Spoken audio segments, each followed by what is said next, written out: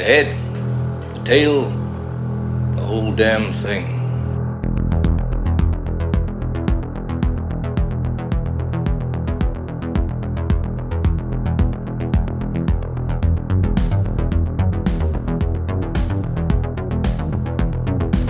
Welcome once again to The Head, the Tail, the Whole Damn Thing with Mike D. McCarthy and James Knight, your industry professionals.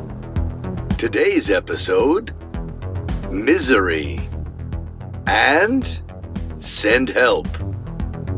Two really good movies, if you haven't seen them. Misery's kind of like a masterclass in storytelling, whereas I feel like Send Help is a masterclass in execution. We'll see if the boys agree. Hit it, fellas. Thanks, Tyler. Yeah, what a day. It's recording night, so it's time for Monster. Brought to you by Monster. Because you weigh less with hollow bones. Is that true? Do you weigh less if you have hollow bones? No. You bring it up every time I talk about Monster, about the hollow bones. What's the hollow bones thing? I don't know. That sounds like an urban legend, doesn't it? Like Monster will leach calcium from your body. It seems like the anti-calcium Monster. Does it have calcium in it? I don't know. Let's go to the label. It's got 250% of niacin, 240% of vitamin B6. That's my favorite vitamin B. Well, my favorite vitamin B is 12, 490%. 490%? Yeah. Can you overdose on B12? We're going to find out. Drink a Monster and find out. But no calcium. That would have been crazy if Monster had calcium in it. Like I said, I feel like it's the anti-calcium. I don't see any calcium. No. Welcome to The Head, Tail, the Whole Damn Thing. I'm tired, and that's my brother not as tired. But it's later for me. I'm on Chicago that's time. True. You are. You're on that California time. Oh, yeah. Just get up as late as you want and lounge around the house in your linen pants. Yeah. At 1 a.m, I was lounging through the attic in my linen pants trying to find the leak in my roof, which was coming down into my bedroom onto the pillow. Again. Because it had not been fixed last time. And it hasn't rained really, really heavy since back then. And the guy that I called to come and fix the roof, I left him a message like, hey, my roof is leaking, because he's been out here before. He's this old timer named Mike. He also fixes watches. He just comes by himself. He climbs up on the roof. Roofs and watches. That is a diverse portfolio from old timer Mike. But the strange thing about Mike is it's kind of like safety schmafety. He just puts a ladder up against the house, climbs it by himself. I'm like, do you need any help? And he's like, no. And you say he's an old timer? So he is. He's older than Speaking of brittle me. bones. Yeah. Just be careful, though. You get to be an old timer, you fall off the roof, you can break your legs. You don't want that. You definitely don't want that. Speaking of broken legs. Hey! That fits right into both of our movies today. Double feature, 1990s Misery. Yeah. And the recently released Send Help. From director Sam Raimi. And director Rob Reiner. Rest in peace. Yeah. First Rob Reiner we've touched since his unfortunate demise. Yeah. I mean, I can't imagine us reviewing too many Rob Reiner pictures. We're not going to do The American President? I don't think so.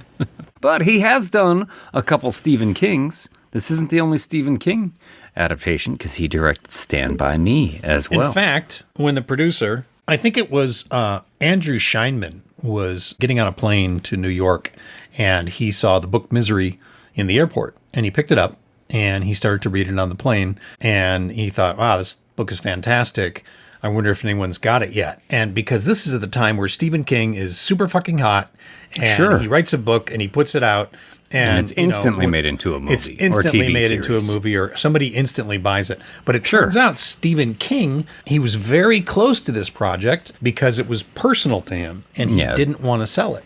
So he was not interested in selling the rights until Andrew Scheinman said Rob Reiner would direct. And because Rob Reiner had done Stand By Me, he was like, okay, I'll let you guys do it. Also, here's a bag of cocaine. Yeah.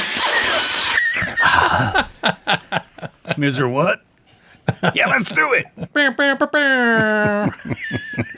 Yeah, this was a personal one for Stephen King because Misery is all about a writer, and you can tell there's a lot of very personal touches into this, including the way it starts out. But before we get into that, if this is your first time joining us, we're about to dive into the classic movie here, and this one has been out since 1990, so you've had time. We're going to spoil the whole damn thing. Unless you're Gen Alpha, and then you've never heard of it. It's true. And what are you doing watching an R-rated movie anyway? Yes. Did the MPAA teach you nothing? But then when we get into Send Help, we will give a spoiler-free portion of the review and talk about that before we head into the lobby one more time to come back and spoil the whole damn thing. Yeah, this is 2 Stephen Kings in a row. Yeah. For us. It's like 6 degrees of Stephen King. We did Louis Teague with Alligator, Louis Teague with Cujo, Now Cujo, Stephen King, Misery. I don't know, what's the next one going to be? We just said we weren't going anywhere with Rob Reiner, so I don't know. Yeah. I mean, we did inject a little love in between there. But who doesn't like injecting a little love in between? Whoa, easy. Yeah. You know what I'm talking about. But visiting Stephen King again, obviously the go-to place for all things arcane and unusual. Yeah. SKDW. Yes. The Stephen King Darkweb, right? Oh, did you find something on the Stephen King Darkweb regarding Misery? Oh, I did. Because I'm a fan of this movie. I'm a fan of this book. With Cujo, I read the book again right before doing the thing. Well, listen to it. I did not do this with Misery because I just haven't had the time. Sure. But, as always, Stephen King Darkweb can lead you to some unusual places. Sure. And in this case, I discovered this old trailer that was only used very briefly on I'm sure. TV. And this was back in the late 80s and early 90s. This was the days of USA Up All Night, remember? And TNT, they were showing softcore, kind of suggestive movies. Hard bodies. Yeah, 976 commercials. Oh, yeah. Party line and all the commercials were all geared towards that young male demographic. But around that same time, Lifetime television for women was trying to compete for those advertising dollars. So late at night on Lifetime, they would do a lot of romance movies and cheap B-movie bodice rippers, the kind of stuff that you would see from Paul Sheldon novels. Paul Sheldon being the author in Misery. The Misery Chastain novels, sure. And I stumbled across this old movie trailer. It might have even been from like a late night Lifetime for Women movie review show. I'm really excited to hear what you found. Yeah, check it out. A love story stitched together with broken bones and breathless devotion. Misery is a scandalously tense chamber piece directed by Rob Reiner and born from the wicked imagination of Stephen King. This is not a romance with candlelight and consenting sighs. This is perverse passion locked in a bedroom with the key swallowed whole. When novelist Paul Sheldon, played with wounded, rumpled allure by James Caan, crashes into a snowbank on a lonely mountain road, he is rescued by #1 fan Annie Wilkes. Brought to life with unhinged, breathy intensity by Kathy Bates, Annie is devotion heaving within a dowdy dress and duck boots, and laced with something far more dangerous than love. A thick 12 inches of snow is only the beginning, as it piles high outside her secluded farmhouse. Inside, Paul is trapped in bed, legs shattered, body broken, utterly at her mercy. The power dynamic throbs between them. She controls his pain medication, his food, his movement, his access to the outside world. And when she discovers he has killed off her beloved heroine, Misery Chastain, the betrayal cuts deeper than any lover's infidelity. Annie's heartbreak is volcanic. She demands he bring Misery back to life, forcing him to stroke the keys of his typewriter and sweat under the weight of inspiration until he can hold back his creative juices no longer and quench her thirst for romance. Annie doesn't want Paul's heart. She wants his words, his imagination, his creative climax delivered on demand.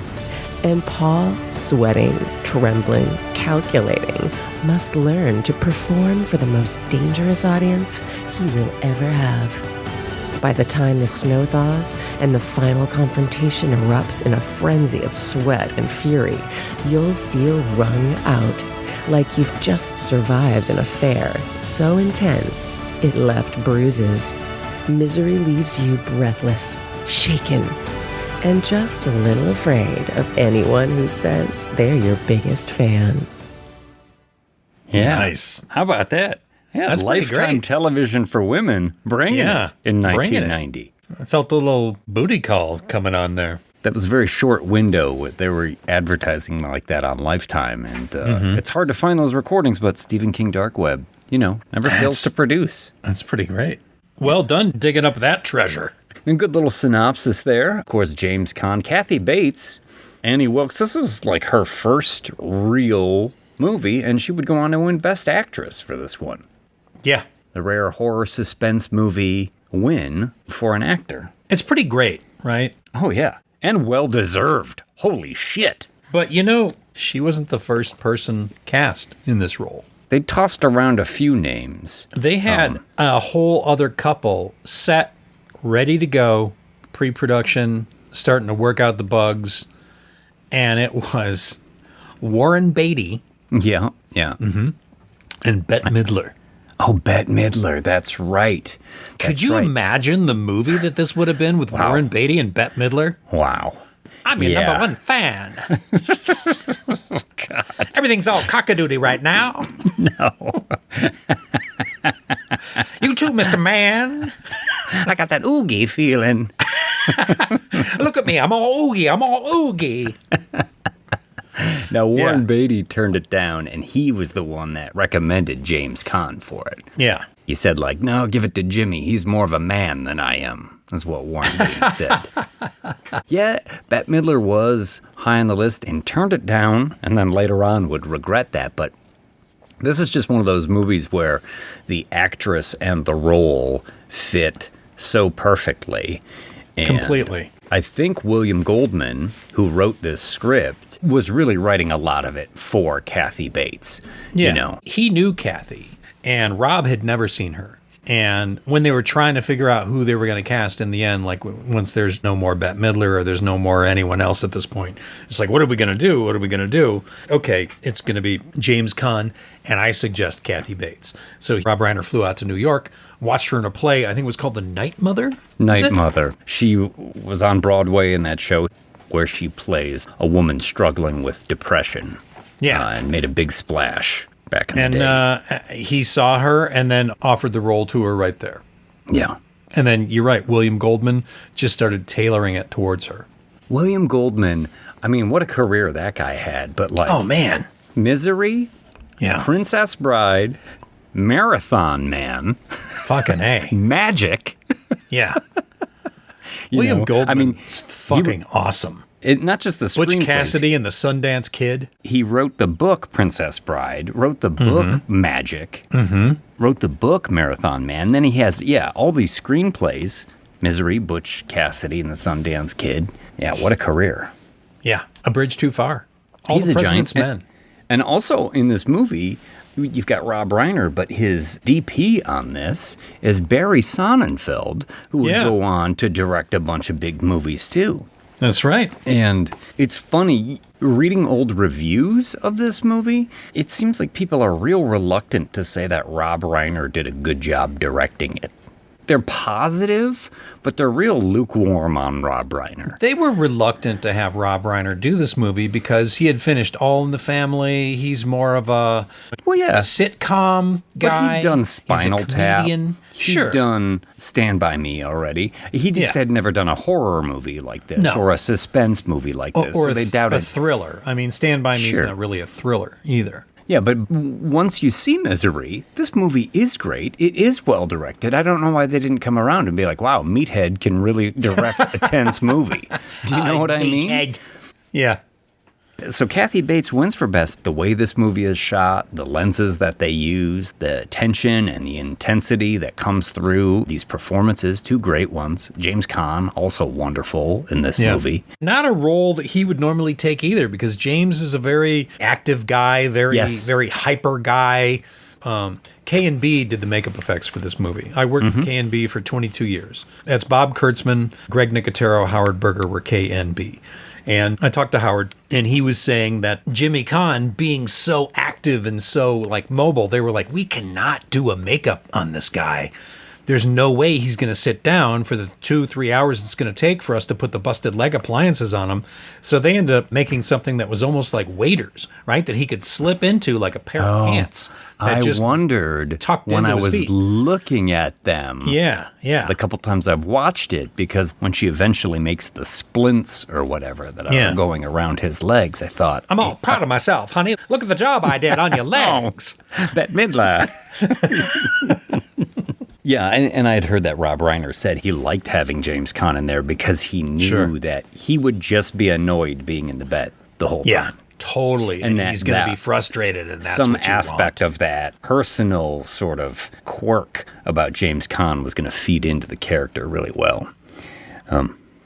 This one starts off with something that must be, I mean, when I look at it, I think it's autobiographical, because it starts off with a tick, of the typewriter, and then the first shot is like a unfiltered Lucky Strike on a saucer with a match next to it, and a Should glass, have been a short and a bottle straw and a little fucking pile.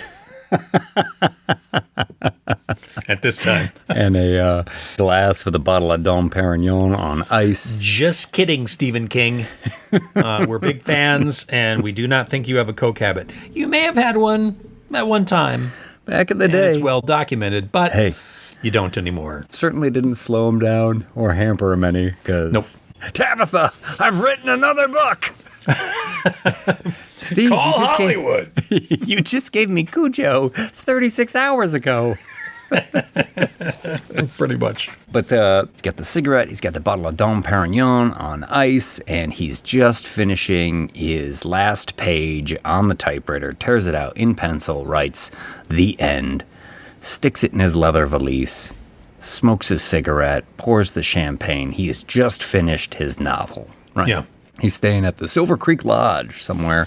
They don't say where it is in the movie. But they shot it in Park City, Utah. Yeah, it has the Colorado-Utah vibe to it, but it's also Stephen King. So I thought, was this supposed to be Vermont or somewhere like up in the mountains around there? That's a really good point, because isn't he supposed to be driving back to New York? Yeah, he drives to the Silver Creek Lodge every year in his 65 Mustang. So I was like, not the smartest thing to do. Taking a 65 Mustang up the snowy mountain. Yeah. Rear-wheel drive is not what you want on the icy known roads. For their handling in the icy weather. I just chalk it up to him being like a creature of ritual and habit and superstition, which is something that will get remarked on later in the movie. Like he always does the same thing. Same car, same place, same method, same cigarette, same bottle of Dom Perignon, and he is out. He digs his car out of the snow and begins to drive down the road. Title card, Misery. Misery. We get a little needle drop. What is that song? Shotgun? I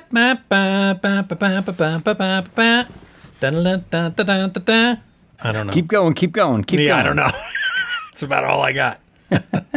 Shotgun by Junior Walker and the All-Stars. It's got some horns. It's got some kick to it. He's happy. He's finished his book. He's swaying to the beat on the icy roads of wherever the fuck he is. And he's not going to be too much happier for too much longer, because begins to lose control and then flips the car over the side of the road. Rolls it. Boom, boom, boom, boom. Get a flashback to his agent's office. Lauren Bacall. Hey, Lauren Bacall, what's up? Hell yeah, Plays his Lauren agent Bacall. in this. Yeah. He's explaining to her he doesn't feel like a writer anymore. He's been trapped by his own success. Which Stephen King was as well, because Stephen King wanted to write other books, and he felt he was trapped in horror and supernatural. He wanted to do fantasy. He wanted to do detective stuff. He wanted to do other things. So this is his way, his character, Paul Sheldon, saying, I don't want to write misery anymore. I never wanted to be a romance novelist. And Lauren Bacall, his agent's like, listen, Misery Chastain put braces on your daughter's teeth. She's getting her through college right now. You are on essentially a gravy train with biscuit wheels. But no, he's decided to kill her off. And his new book, Misery's Child, is just hitting the printing press right now. Over 1 million copies already on order. It's going to be his biggest success ever. And we cut back to James Caan, a car door getting wrenched open in the blizzard, upside down. James Caan's bloody. He's got his valise on his chest, and somebody drags him out of the car, sticks the valise in their coat, and then fireman carries them through the blizzard. He kind of wakes up, and everything's blurry. I'm your number one fan. Bette Midler sounds a little bit like a shoeshine boy from a 1940s noir movie. Well, I am a 58-year-old man.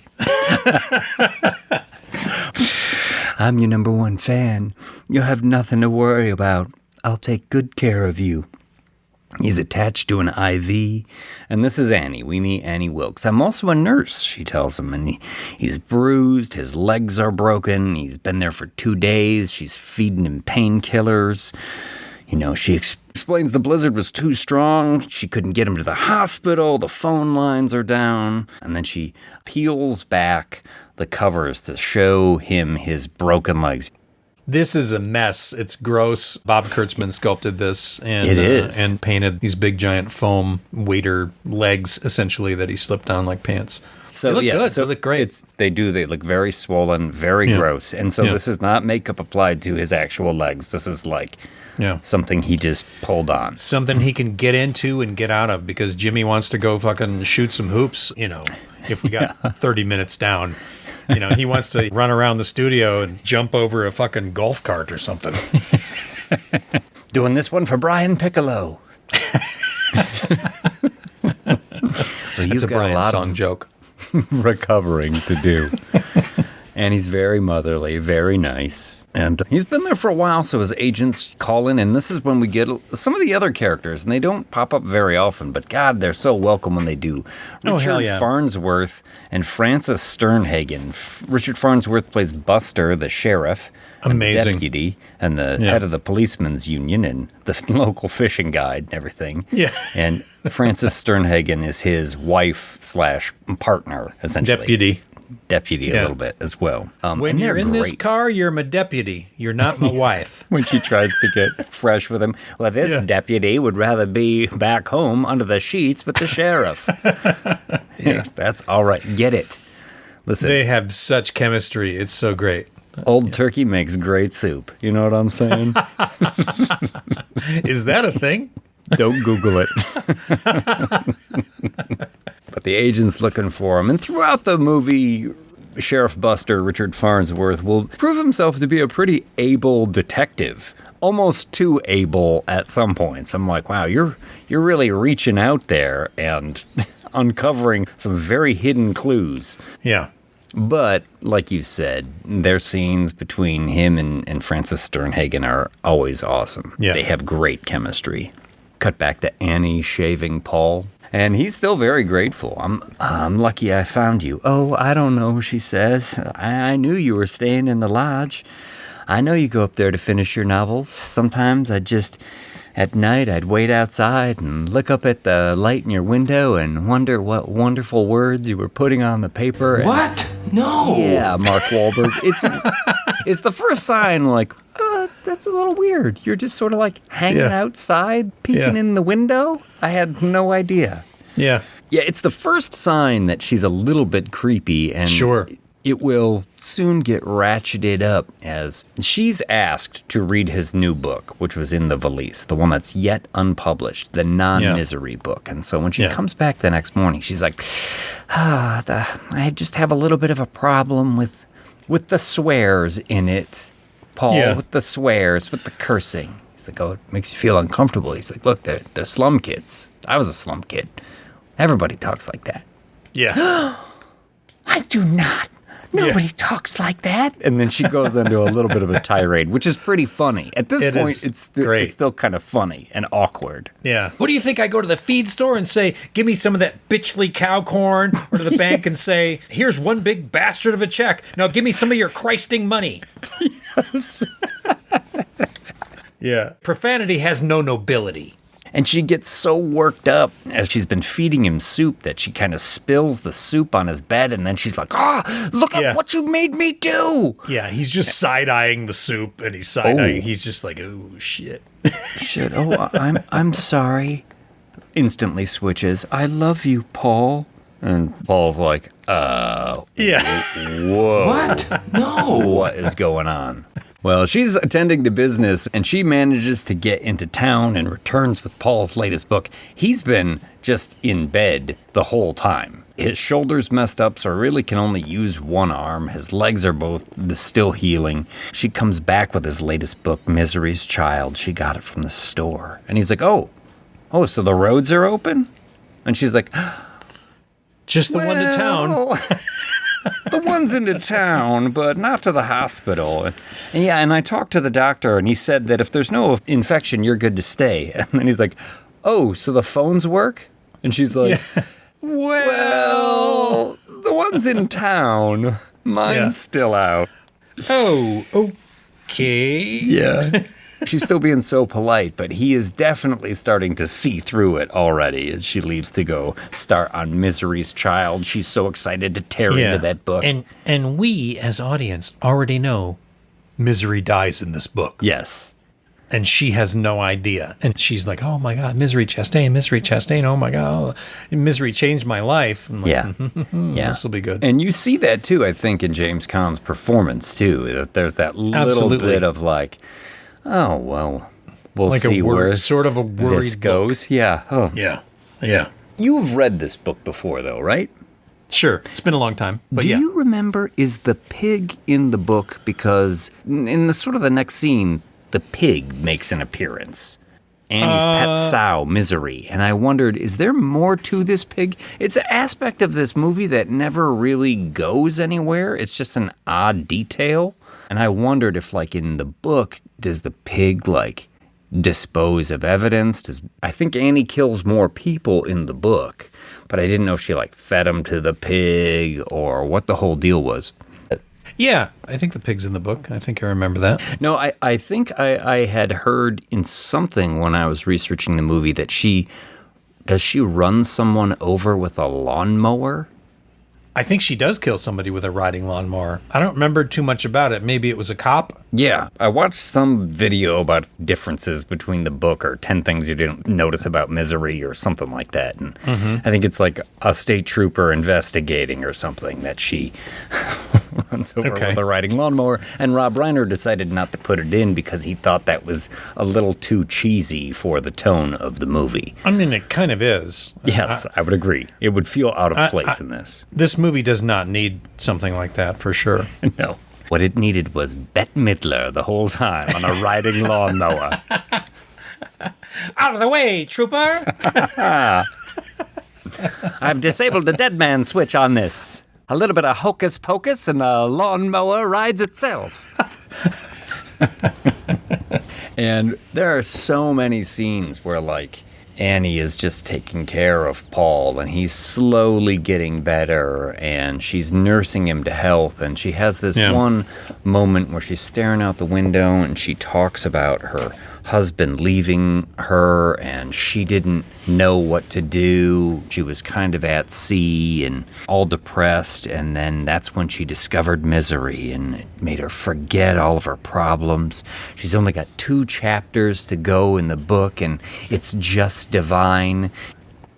Yeah. And then you see Paul sort of reaches under his blanket and he pulls out like the piss bottle. Like he's been relieving himself. He's been pissing the whole time. He's been pissing in a bottle, which is kind of funny. And it reminded me because when we were growing up. Sure. Yeah, go ahead. Tell him.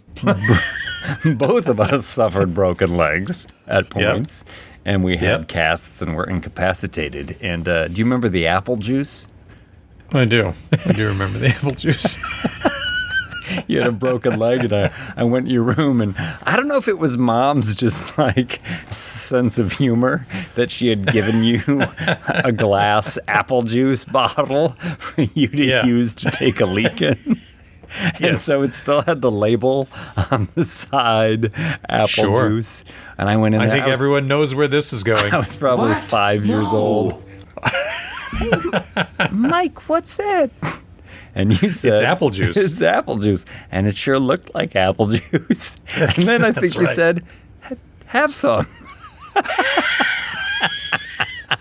And I got that, and I unscrewed it, just about put it to my lips before you're like, no. Yes. But you waited till the last minute before you stopped. I wanted to see how far that joke was going to play out. Before I allow my younger 5-year-old brother to fucking drink urine. I imagine you were already worried about the one broken bone you had, and you didn't want any more after you tricked your brother into drinking your own piss. Yeah. That's a good one, though. It's a good story. Yes. People are going to like us more now.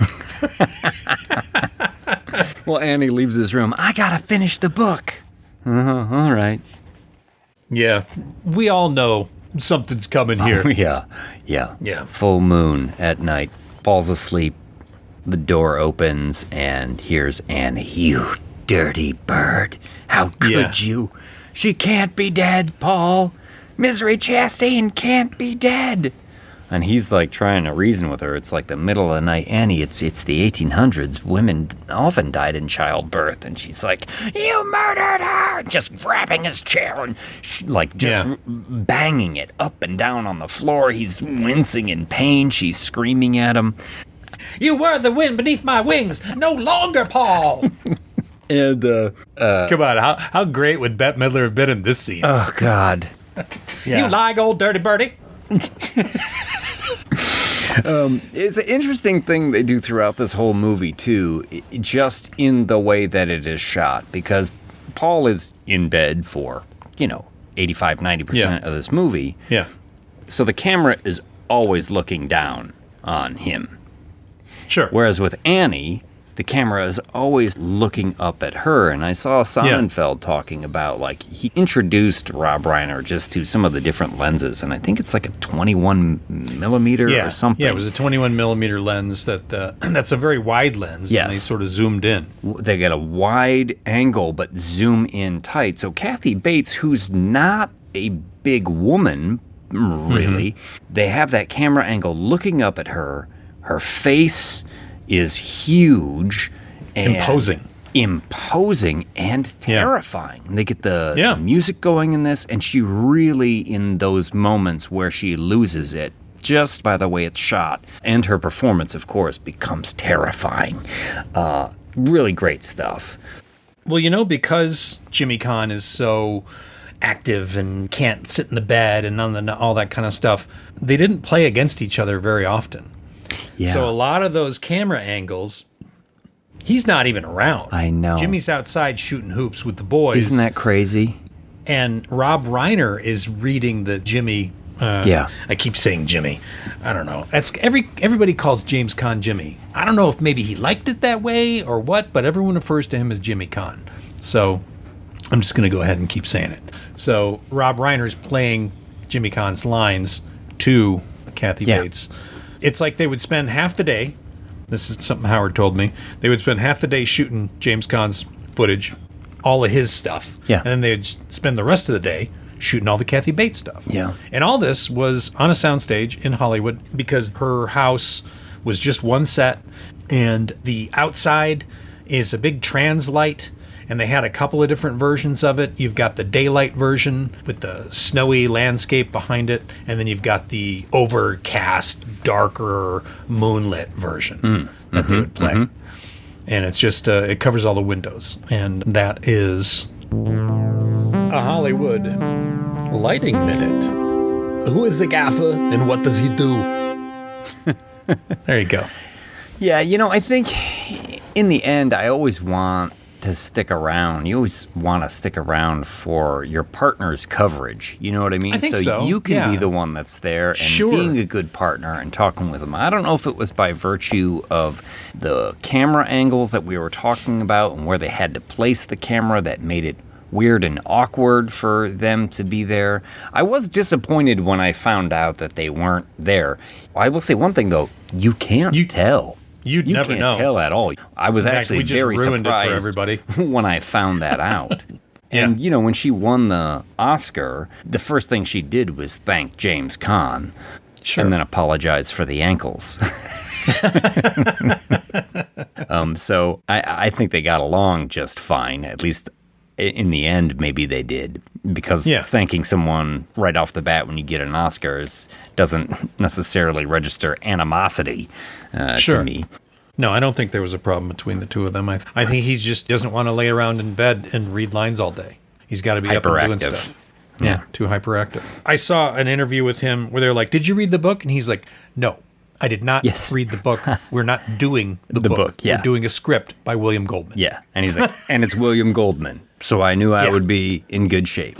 Yeah. He doesn't like to rehearse either. You know what I mean? Like, I didn't know that. Yeah, that's also something I remember hearing about that with The Godfather, like the difference between him and I think it was De Niro, because De Niro likes to do take after take after take after take and just keep going. And James Caan is just like, I don't want to rehearse. Let's just keep it real, do it, bam, we're done. On to the next one. But Annie is pissed. She's breaking furniture, smashing it against the wall. You're just another dirty birdie, and I don't think I should be around you. So she goes to leave, and as she hits the door, she confesses to him, don't even think about trying to leave, because I lied. I haven't told anyone you're here. We haven't talked to your agent. The cops don't know you're here. The doctors don't know you're here. And if anything happens to me, you'll be sorry, because if I die, you die. Yeah, that's pretty good. Fuck. Okay. Yeah. Shuts the door and drives off. So first thing he does is like, flop on the floor, wincing in pain, one arm, crawl over to the door, and it is locked. He can't get through. And he's too weak to get back up into bed. So the next day, she'll find him. She's all cheery. Paul, what are you doing on the floor? You silly goose, or something like that. Hold on. Picks him up. He's like, She's like, He's quit like, being wait, such a crybaby. Yeah. You'll be fine. Puts him back into bed. I got a surprise for you, but I need you to do something. See, God told me to show you the way. And she wheels like a Weber grill into the bedroom. What the fuck? God said, let's smoke some ham hocks. Oh, man. And she's got his manuscript, his unpublished manuscript on the grill, and she forces him to burn it. It's a great little scene here. He's trying to convince her, there's tons of copies. And she's like, no, there's not. You're superstitious. You only have one copy of this until it gets published, because I'm your number one fan and I know everything. So I learned that on Merv Griffin. That's right. And he just kind of goes, Merv Griffin. Son of a bitch. Damn you, Merv Griffin! Well, it goes up in flames. Whoosh. Oh, good heavens. The little bits of the dear. The manuscript are flying up. They're catching into the curtains, and she's like patting it down. If you see the behind the scenes, they've actually got like little flaming bits on like fishing line that they're floating up. They're standing above the set, letting that stuff sort of fly up. It's pretty cool, because first time I watched the movie, I just assumed, that's a cool, happy accident. And I'm like, nope, not at all. It's not an accident. That was on purpose. Again, Rob Reiner's direction is fine. So. This movie wasn't very funny, one of the reviews said. I was like, it wasn't very funny. Jesus Christ. I heard it was supposed to star Bette Midler, so I was really expecting a laugh riot. Right. From the director of This Is Spinal Tap, a new Bette Midler joint. Misery loves company, sweetheart. Well, Paul is just stricken now, and he's going to start calculating, making some plans. Sorting it out. She's been giving him some painkillers, these red pills, like capsules. He starts, like, hiding those away, uses a fork to put a little hole in the mattress, and he's just squirreling them away. Yeah. Not taking his pain meds. Brave at this point. His legs are fucking smashed. Yes, but they are looking better. Like, he has been there for a while now. And I don't trust that she set those things back right. That's what they don't get into later is that, you know, he's in a wheelchair the rest of his life. Well, he gets his wheelchair pretty much in the next scene as she reveals the surprise. She sets up a studio for him, a typewriter that she got a deal on because it's missing an N key, which is also an autobiographical thing from Stephen King's life. I think he worked on a typewriter for a while that had no N key when he was a kid writing his first stuff. Nice. You're going to write Misery's Return, your masterpiece. Brings in the paper. He's like, I don't know how I'm supposed to write, but he's kind of got nowhere to go, so he starts playing along. Well, I can't write on this paper, Annie, because it smudges. What do you mean it smudges? Well, let me show you. Types out the word smudge, and then, sure enough, uses his finger. Smudge. Oh, she does the same thing. Yeah. Well, gosh, I guess it does smudge. Yeah, I don't suppose you could go back into town and get me some white bond paper or whatever it is. Yeah. Cora something bond. Yeah. This has been a what kind of paper you should use minute. Anything else I can get for you? Minute. As Annie gets a little bit perturbed by this. I do all these things for you, and all you can be is like, you got the wrong kind of cock-a-doodie paper, Annie. You better start showing me a little bit more respect, Mr. Man. And then she slams the box of paper down on his legs. Yeah. Storms out of the house and drives off. Well, Paul had noticed a bobby pin earlier that he had managed to get and heads over to the door and bends the bobby pin in. Unlocks it, picks the lock. Hey, how about it? He was an old slum kid, he said. Yeah. Still got some of the street skills. He wheels out into the house. Mm-hmm. Pretty much the first time you get to see the house. I think that you get some brief glimpses of her bedroom where she's like eating Cheetos in bed. A fucking monster. Watching Love Connection. Cheetos in bed. Come on, it's going to get crumbs. They're going to be orange. What the fuck? Orange fingerprints on your pillowcase? No thanks. Stop it. And Queasy. A little bit like Good Boy, too. You know, we were talking about the movie with the dog, how they had that camera angle low for the dog. He's in the wheelchair, so the camera angle is like wheelchair camera angle. Yeah, it's right down at that height. I could imagine it's Barry in a wheelchair being pushed around. He sees a phone in the living room, wheels over to it, picks it up, tries to dial, then realizes, like, there's no guts in the phone. Yeah. It's just an empty shell of a phone. Yeah. You crazy bitch. And there's also next to the phone like a framed picture of Liberace. She has a lot of framed pictures of Liberace. Speaking of you crazy bitch. You know, they cut the line "you crazy bitch" out of the New Zealand DVD, of all things. Really? Well, New Zealand sometimes is a little more conservative about some things. Yeah, I mean, it's Australia and New Zealand. It's both. You know, it's Region 4. So if you got the Region 4 DVD and you're one of our fans down under, maybe you don't know that this line was in the movie. He calls her a crazy bitch? No. I mean, what? No. Yes, that's right. Australia, Mark Wahlberg. Well, she is a crazy bitch, and as he's wheeling around her place, he bumps into a little side table that has a menagerie of little animals on it. And catches the penguin before it hits the ground. It bumped it off, and he puts the penguin back on the table and pointing in the wrong direction. It's very apparent it's pointing in the wrong direction. This will become a very big plot point later on in the movie. It's interesting because there's also a continuity error in this movie. Oh, really? Yeah, because he knocks it off at this point. Later on in the movie, he will convince Annie to have a dinner with him. Sure. And in that dinner scene, you can see the side table with the menagerie in it, and the penguin is pointed in the correct direction, facing due south, not the direction that he put it on the table.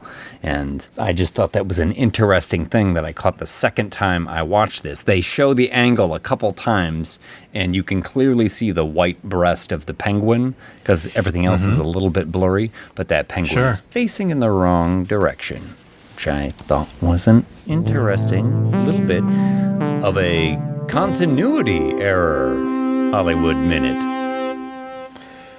Send us an email and tell us which way your penguin faces. And you can send that email to thewholedamnthing13@gmail.com. That's right. Which way does your penguin face? Mine's due north. Usually. He rolls into the laundry room. He sees like a lot of the medical supplies, including the drugs. He grabs like a couple little packages of the capsules and sticks them into his waistband. And this is a really well done scene here in a lot of ways, because we're also seeing Annie driving back in town, buying the stuff, and heading back. And it's almost textbook Hitchcock, where like we know something that the character doesn't know, and that she's getting closer and closer and closer. So as he's wheeling around here and doing these things, again, I think Rob Reiner just does a really good job at slowly ratcheting up the tension. Absolutely.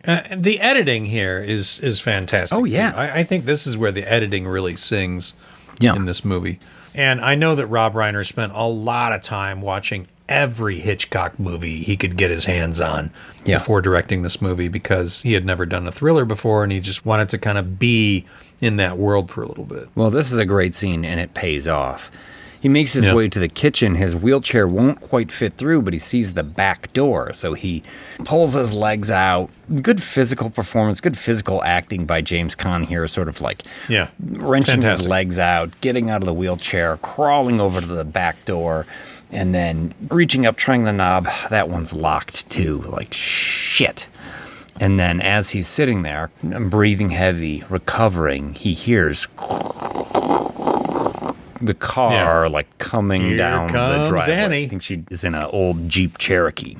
Oh, he instantly starts crawling back towards the wheelchair, gets himself back in there. He's wheeling down the hall, trying to reset everything. Oh, that door was open. He's got to pull that door closed. Yeah, he has to great scene. Get back into his room as she's walking up the walkway. She drops the paper on the steps, has to get up the paper. He gets back in the room. He shuts the door. He's got to pick the lock again, essentially lock himself back in as she's unlocking the front door. Both of them sort of simultaneously lock and unlock. And then when she walks into his room, he's just covered in sweat. Yeah. Oh, Paul, you're dripping with perspiration. What have you been up to? She goes, your color is so hectic. You're fucking damn right, lady. You know damn well what I've been doing. I've been sitting here suffering. I need my pills, Annie. She's like, okay, well, let's get you in your bed. I need my pills right now. Yeah. He's holding like his waist. He's trying to hide the pills he stole out of the room. He wasn't able to stick them down his pants before she came in. Yeah. Okay. She leaves the room. He stuffs him back in his pants, and she puts him back on the bed. Ugh. And during all this, Richard Farnsworth and Frances Sternhagen, they have been doing some detective work, including a couple of scenes where they take a helicopter out and you see the helicopter, and then you have that shot of inside the helicopter, which is obviously not inside a helicopter. In a helicopter? Yeah. Richard Farnsworth looking through binoculars, like, look down there. And a shot from an actual helicopter where they see Paul's flipped Mustang there's been enough of a thaw that they find his car. And we get like a little scene of the California State Police there. An uncredited J.T. Walsh. J.T. Walsh, yeah. In this movie. Absolutely. Who did a couple of different Stephen King things, I think. Yeah. Well, J.T. Walsh is Chief of Police Sherman Douglas from the Colorado State Police, and he says, well, his Mustang's just recently been discovered, but it's been there for weeks, so it must be presumed that Paul Sheldon has either died buried in a snowdrift or been torn apart by wild animals. He doesn't say that exactly, but he says that. That's basically what he says, yeah. But Sheriff Buster notices on the Mustang, oh, look at these dents on the door. It looks like somebody took a crowbar and pried it open. Like, he didn't die that way. Somebody took him out of here. Not how they're saying. Yeah. Well, meanwhile, back at Annie's farm, Paul has taken all the drugs that he's been squirreling away and a piece of notebook paper that she had given him, and he's made like a little envelope, and he's just broke the capsules apart and poured in all the powder in it. So he's got a little stockpile of this sedative. Yeah, and he is going to drug Annie. He has been working now towards Misery's return. And Annie at first wasn't happy with the progress, but now after, Paul writes this whole scenario where a bee sting allergy essentially put Misery into a coma. And that's why they thought she was dead. And so buried her. And Annie's just like eating it up and positively floating around the room. Yeah. She is at one point. She's dancing. Yeah. And so super excited. The different levels and shades and colors that Kathy Bates gives this character are terrific. It really is a tremendous performance here. And she's just like skipping on air like a schoolgirl. Oh, yeah. Paul, you've got to keep writing. Misery's alive. Oh, this house is going to be filled with romance. I'm going to play my Liberace records all day so they'll inspire you. And he's like, Annie. How many times have you heard that? Thankfully none. Because Liberace is the man, right? Well, I remember the first time I watched this movie, I saw all the pictures of Liberace. I didn't know who Liberace was. So, really? Like, I would see the photo. I was like, oh, that must be like her dad or her ex-husband on that telephone stand. It wasn't until later I was like, wow, she is a Liberace fan. Jesus.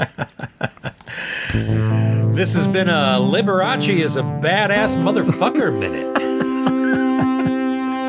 How many times do you think he was called a badass motherfucker? Probably about as many times as Barry Manilow. You suppose Barry Manilow's ever gotten into a fist fight? And if so, do you think Barry Manilow won? And if he did win, what happened to the guy that Barry Manilow beat up? Oh, that poor guy. He'd never live that down. I was beaten up by Barry Manilow. Oh, Jesus. Rough. You were beaten up by Barely Man Enough? No, that's not what I said. Barry Manilow, the Copacabana Hammer. Yeah. The Copacabana Hammer. As she's dancing around the room, Paul's like, Annie, will you have dinner with me tonight to celebrate Misery's return? Oh, Paul. And cut to the dinner scene where I said the penguin is in the wrong position. You really shouldn't be paying attention to that penguin. I just have watched this movie a lot, not just in the past couple of weeks, but I think I also watched it like about a year ago.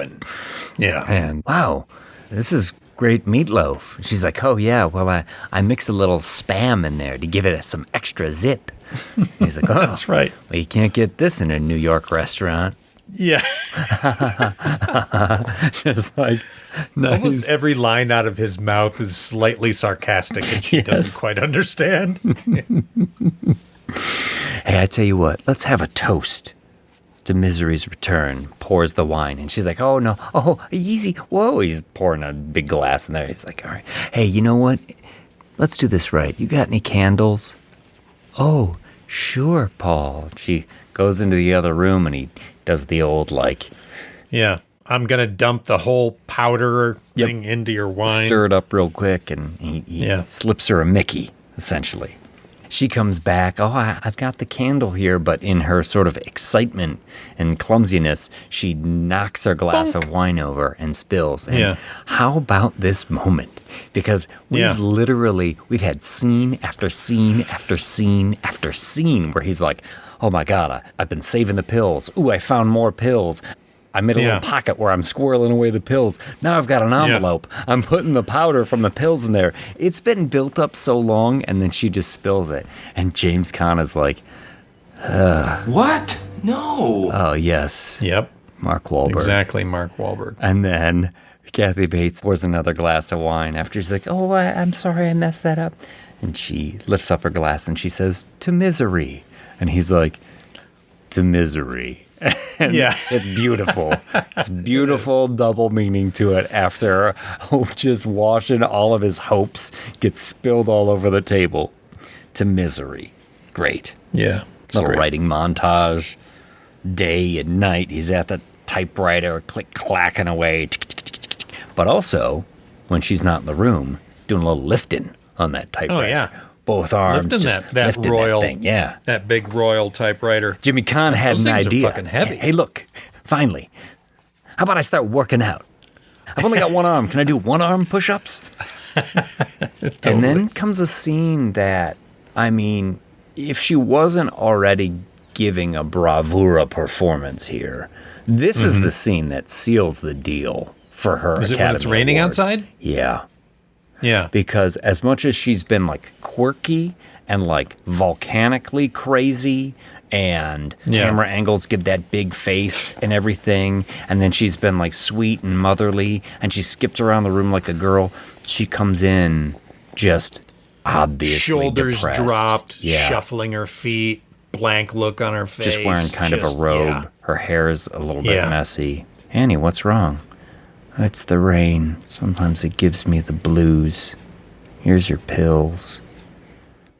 Yeah. You'll be leaving me soon. Your book's almost done. Your legs are getting better. I love you, Paul. Someone like you will never understand. Will never understand losing someone like you when you're someone like me. And she pulls out a revolver. I have this gun. Sometimes I think about using it. I better go now. I might put bullets in it. And it's awful, man. It is. It's just like so understated, depressed, and I mean, awful. imagine seeing this movie for the first time and not having read the Holy shit. not knowing where this thing's going to go. This movie builds so much tension, especially like you say with the squirreling away the pills, and then he's going to try and drug her. It's going to be his big escape, and then that is foiled, and now we're back to fuck. Yeah. He's doing really good with the book. They're nearly finished. Yeah. And then she goes to town at one point. He steals a knife. Yep. And hides it. Yep. He's hiding it in the arm sling. Yep. And he's like ready for her to come home. And okay, this is the day. This is the day. Like we've been building to this now too. And we're so excited that, okay, she's going to come in. He's going to attack her. It's going to be some kind of knockdown, drag out fight. And she never comes in the room. Yeah. He sees like her feet underneath the crack in the door. Pause at the door. Yeah. And then just leave. And he's like, oh. He falls asleep. Here's the love connection. Chuck Woolery. Yeah. Gets turned on. Boy, Chuck Woolery turning things on. Just like usual, right? He hears the love connection turn on. He falls asleep. And then he wakes up. Annie jump scare. She's right there. Yeah. I know you've been out, Paul. Oh, yeah. Yeah. My little penguin always points due north. Yeah. She. So does mine, darling. So does mine. She ejects him, sticks him with a syringe. And so when he wakes up groggy, that's when she reveals. Yeah. I know you've been rolling around. I know you've been going through my place. And I know you found my scrapbook, my little murder album. I can only imagine what you thought of me. And that album is... I mean, it's like... Lots of babies died in her nursing care. Because she was head of the maternity ward. And also, it seemed like she had murdered the other nurses who were in her way so she could get the promotions and graduate with top honors. And, like, her husband's disappearance is mysterious, and good stuff. Her father was mysteriously murdered as well. So, yeah, he doesn't need any more proof that she's crazy, but it is a scary little journey. None of us need any more proof at this point. But he wakes up groggy, and she's like, I know you've been rolling around because that penguin is facing in the wrong direction. Here's the scene that everybody remembers from this movie.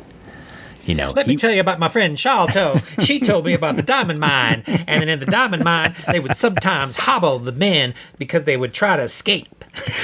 He's all tied down to the bed with like belts and ropes and all sorts of stuff. Annie, what are you doing? She's like, oh, don't worry. They wouldn't kill him because that'd be like junking your prize Mercedes if it just had a flat tire. Yeah. But she takes like a 4x4 out. Annie, what are you doing? She sticks it between his ankles, his immobile ankles. Yeah. Annie, please, I don't know what you're thinking about, and she's like, oh, don't worry, Paul, it'll all be over soon. And she brings up that sledgehammer. Jesus Christ. How about this effect? Yeah. Tell us about this as she smashes his foot and James and you Caan see it sells just the lop shit over. Oh, yeah. God, it's terrible. So it's gelatin legs. This was prior to silicone, right? Nowadays we use silicone when we make fake body parts and fake heads and stuff like this. So the heads in this movie, the legs in this movie, they're gelatin. It's a gelatin skin. Basically, you melt gelatin down, you tint it fleshy tones, you melt it down, you slush it into the mold, and then you run like a hard foam behind it. So when you pop the mold, you've got this gelatin skin, which you can seam down with a waxer, right? You've got the mold line seam on it. You can kind of melt the seam away and then kind of stipple across it to sort of like fix it, and then you can paint it with some like watercolor inks. And it's backed with this rigid foam inside. And Howard Berger, who was also on set for this show, he had hollowed out a piece in the ankle and had a piece of armature wire, which, you know, when you bend the wire, it goes and it stays where it goes. Well, because there's somewhat of an elasticity to gelatin, it's a little tough, depending on how many times you've melted and what you've broken it down with, because you can reboil it or reheat it and add more additives into it to make it a little softer or a little more brittle. And it's kind of stiff, so they would bang it with the hammer, and it would like knock over to the side, but then kind of spring back because of the armature wire would sort of roll over on itself. And Howard was on set, and he's like, fuck. And they did take after take, and it's starting to, like, damage the wire. And he said, you know what, Mike? It always comes down to duct tape and monofilament and super glue. And I had duct tape, I had monofilament, I had super glue. I took a washer, and I put the mono around the washer and secured it to, like, the toe of the foot. And then, because essentially what you mean is the foot just keeps bouncing back, right? And keeps kind of rolling back up. Yeah, so it'd go down and then kind of roll back up. It just looked like a rubber foot at that point. Exactly. So he was like, okay, when she hits it with the hammer, I'm going to jerk it with the monofilament and hold it down into place. And that's the take that you see is the one that's held down with the monofilament. And that is how sometimes monofilament can save us on set. Hollywood Minute. Hot damn. Yeah. It looks amazing. It looks great. It looks amazing. It's unforgettable. And it is absolutely unforgettable. The moment I saw this in the theater, I was just like, yeah. It's so good, they don't need to do it a second time. No, they don't have to show it She just goes to the other foot. This will all be over soon, Paul. And you see her swing a little bit, and then it just cuts to James Caan being like, yeah. Just screaming in pain, selling it. Great stuff. Horrifying stuff. I think this is better than the book, because the book, she uses a fire axe and cuts his feet off. Yeah, this effect is undeniable. Undeniable. Well, during all of this, Buster, Sheriff Richard Farnsworth there, has been making some connections, right? And this is one part of the movie that doesn't work so well for me, because he's looking for missing Paul Sheldon. You know, he talked to the agent. He's seen the car. He's reading all the misery books. And that's what doesn't make sense to me. Like, sure, I understand, like, the detective work that he was doing, looking for the car, and all of that stuff tracks. But to think that you're going to read, like, 8 romance novels and somehow that's going to give you a clue about the missing person's whereabouts. That seems a little bit like a waste of time to me. A badass old cowboy like himself, I don't think he's going to give them misery novels too much of a look. I try to not be prescriptive, when I'm talking about these movies, but I do wonder, could they not just have made Frances Sternhagen, like, a fan of those books? Because she is, like, his deputy. And at some point, they could have stumbled across the same quote. Essentially, he makes a connection to Annie Wilkes being on trial for the deaths of the infants, and Annie Wilkes is quoted as saying the exact same thing that Misery says when she's on trial in one of her books. Such and such book. And he connects these two things, and it's pretty thin for me. You know what one of my favorite parts with this character is, though? When he is in his office and he comes in, she's picked up the phone, she's talking to some guy, you don't know who it is. He comes in with the Misery books, and she goes, "It's for you," and hands him the phone. And you just hear the one side of the conversation, and it reminds me of the beginning of Jaws, when they're talking about the kids karateing the picket fences. And he just goes, "Now, Jim, we've been through this before. If you're going to have a bench out in front of your store, people are going to sit in it." People are going to sit in it, yeah. And he goes, "Well, I don't like him either, but that doesn't mean he can't sit in the bench," or something like that. And I'm not going to go tell him to get off. Yeah. It's those great little character moments between him and Frances that, for me, make those characters and make it kind of a joy every time they pop up on the screen. Because you really need something else in this movie. You've been claustrophobic in this room with Annie and Paul, and it's just... It's basically one room, two characters, except when she leaves and he's sneaking around trying to do something. But yeah, I think every time we get to those characters, I fucking love them. Yeah, they are great. They're very refreshing, and they've got great chemistry together. I bought them as an old married couple. Totally. So he's made some connections, and after he sees Annie come into the general store, he goes and talks to the general store owner after she leaves. He's like, "What you been in here buying? Anything unusual?" And the guy's like, "Not unless paper's funny." It was a very Coen Brothers sort of tertiary character. Here. "Nothing unusual, unless by unusual you mean typing paper." "Oh, typing paper, huh?" Nothing unusual about that. He sort of walks out the door. And he goes to Annie's house. He comes out to the farm, and as Paul hears the truck coming down the driveway, he gets excited for a moment, and then Annie just like marches into his room and sticks him with a syringe real quick and starts bitching him out. Like, I do all these things for you. The last thing you could do for me is cooperate. Like, he didn't even say or do anything. There's a brief moment where he had hope in his eyes, and she comes right into the room and just drags him into the basement. "Oh, stay down there." Answers the door. Oh, gosh, you startled me. I didn't even get a chance to get to the door. Sorry about that. And he asked her, like, "You know anything about Paul Sheldon?" And she's like, "Oh, sure. I know that he was born in Worcester, Mass. in 1943. And his I know everything father about Paul Sheldon. Son of John and Helene Sheldon." He's like, "Well, that's not exactly what I meant. You mind if I come in?" "Oh, sure. Here I am, prattling on." And he starts taking a look around, and she's spinning fast and actually coming up with some really good lies here about how she knows that Paul's disappeared, and God told her that she's going to be his replacement. So she's set up a studio, and she's trying to write Paul Sheldon books, but she really can't. He's like, "Oh, okay." Eventually looks through the house, doesn't see anything, and he starts to leave, or even gets out the front door when Paul, down in the basement, knocks over the grill. Clang, clang, clang, Yeah, clang. makes a bunch of fucking Buster noise. comes back in the house. Miss Wilkes, are you okay?" And here's Paul from the basement. "I'm down here. Help."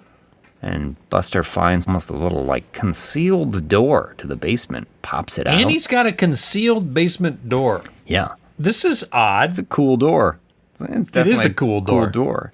And he looks down there, and Paul's at the bottom of the stairs lying down next to the grill, and he sees him. Buster, Richard Farnsworth, sees him for a moment.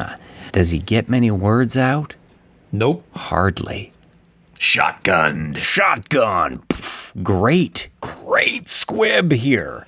Just blows out the front of his coat. Pff, and he falls, boom, face first onto the steps. You see Annie behind him with the double barrel shotgun. Holy Smoking. shit. I mean, when you just talked about how much you like these characters, it always sucks to see this guy die. It does, yeah. And in the end, he ended up taking his own life. I know, Richard Farnsworth. Is that what you mean? Yeah. Yeah. He was an old cowboy, and he wanted to go out on his terms. Yeah. He's always great in movies, nominated for a couple Oscars himself. The last one, I think, for the Straight Story, that most David Lynch movie. Did you ever see that? My brother's sick, and I have a riding lawnmower, and I'm going to go 300 miles to go see him, or whatever it was. It's an odd movie. I'm very familiar with it, but I've never actually seen it. He's also in The Natural, Richard Farnsworth, with Wilford Brimley. He's like one of the coaches, the managers in the dugout. But after Annie blows him away on the steps, she's like, "Oh, Paul, it's time. We're meant to be together. I've got 2 bullets in my gun, one for each of us." And she approaches with the gun and the syringe, and Paul basically pleads with her. He's like, "No, listen, just give me a little bit more time. We got to finish the book. We can give Misery eternal life if you just let me finish the book." And it's a compelling argument for her. It is, absolutely. Okay. I can see why she would want to go for this. Back at the typewriter, I'm almost done. I just need 3 things. What do you need, Paul? I think you know exactly what I need. She's like, "Oh, I'm just fooling." And it's the things we saw at the beginning. It's a Lucky Dom Strike. Perignon. Yes, Lucky Strike a match in a bottle of Dom Perignon. Yeah. Dom Perignon it is. Yeah. Where does she get that bottle from? Good and when did question. When did she buy that bottle? Yeah, good question. Annie's always had Dom Perignon in the house. Fancy. In case Liberace drops by. Because he's not going to drink anything else. That's right. Dom Perignon, just in case Liberace shows up. Oh, she comes back and he's like, "Oh, there is one thing though. This time we're going to need 2 glasses." Oh, Paul. She heads up for a second glass, and he fucking sets the table. He takes the finished manuscript, puts it on the ground, takes the final page of it, crumples it up, takes the lighter fluid that he had taken from the basement when he fell down there. He sprays it all over the manuscript. He puts it on the paper that he's got. He's got the match from the little saucer that had the cigarette on it. She comes back in. She's like, "What are you doing?" This is a fucking great little exchange because he starts hitting all these little plot points, all these little bits of resolution that he knows she's been dying to hear about the identity of Misery's real father and all of these other little things. And he's like, it's all... He's just whipping them out. Right You want to find out this? Yeah. Do you want to know who she marries in the end? Yeah. It's all right here. Yeah. And he's got it on that last page. And she's like, "What?" And then he lights that match, puts it on that final page, and throws it on the manuscript at his feet. "No, my Misery!" She screams, goes down there, and he lifts up that typewriter, and blam! Bing! Yeah. Oh, doesn't knock her out, but fucking rings her bell something good. And then she's on the ground, her arm catches fire. Oh. Yeah. Oh, Oogie. She gets up. "Yeah, I'm gonna kill you, you lying cocksucker." I mean, how great now is she's this? swearing. How great is that? How fucking wonderful is it? He's in the wheelchair. She just slams his head into the back window. "You lying cocksucker." He digs his thumbs into her eyes. And pushes her back. She falls back on the ground, screaming, blood in her eyes. She pulls out her gun, shoots him once in the shoulder. And then he just wheels towards her, rollerball style. Yeah, totally. Tackles her. Knocks the gun away. "You want Misery?" Just grabbing the ashes and just eat it, stuffing them in her mouth. Twisted. Fuck. Oh my God. Ooh, she knees him in the groin. Ooh. And And then as she's trying to run past him, he uses his arms to swing his legs around and trips her, and she falls. Yeah. And ka-donk, head Bing. right on the typewriter. Yeah, changes the page. Yes. Hits enter, return. More than just the end key is broken now. Yeah. And you do get a little dummy head hitting the typewriter. Oh, totally. But you know what? This looks like a dummy head when it hits it, but you don't notice the other dummy heads that are used in the scene. Stuffing the burnt paper down her throat. There are 4 different dummy heads in different expressions, with the mouth open, with the mouth slightly closed, with the eyes open, with the eyes closed. And they're all used throughout this whole fight scene. It is a terrific fight scene. It is a terrific fight scene, and guess what? It ain't over. Because he starts crawling out towards the living room, and jump scare. She's not dead yet. She jumps on him. There's more struggle, and he's like reaching for. It's like a old-timey iron that has a pig on it. In the shape of a pig. Yeah, like the handle's in the shape of a pig. It's like a Monopoly piece, only huge. Yes. Now, I think it really is like a vintage iron, but it looks like it's being used for a doorstop or something. Mm-hmm. But he just picks it up and ka-donk, hits her on the side of the head. Oh, and then ba-bang, just like a face full of pig iron. Ka-thunk, fatality, puts her out of his misery. Fatality. Terrific. She collapses in a heap on top of him. And we cut to Paul with a cane entering maybe the Plaza Hotel in New York City for a lunch with his editor. I don't buy that those legs still work anymore. Oh, man.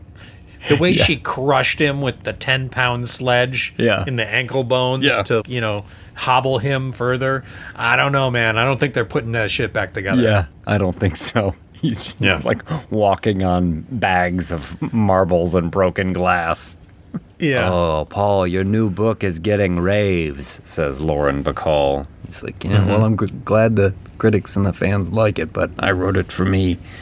She's like, well, you ever think about all that stuff you went through and the Wilkes farm, putting that into a book, doing a nonfiction? He's like, oh, sounds like you're asking me to take the worst traumas of my life and turn a buck on it. She's like, well, everybody likes money.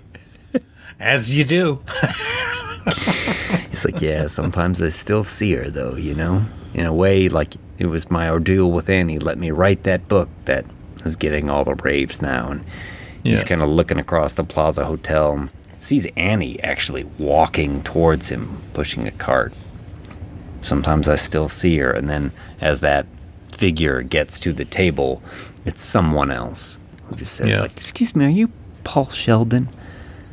I'm your #1 fan. He's like, great. Yeah. Fantastic. So that's Misery. What do you want to rate Misery with? Oh, shit. Broken ankles? Yeah, why not? How many ankles are you breaking for Misery? I'll tell you, I'm just going to shoot right out. This movie's what you want. Oh, yeah. Most definitely. Absolutely. It's a solid 9 for me. Oh, nice. Nice. Yeah, this movie's nearly flawless. If anything, you maybe get a little tired of the two of them back and forth in the room. And I mean, it is such great acting and such good characters. But, after watching it and watching it and watching it, there are parts of the film where I'm like, all right, let's get to the next part of the film. But it is it's still fantastic. Yeah, I also think this movie is what you want. I'm giving it 8.5 broken ankles. Maybe he can still hobble around on one of those.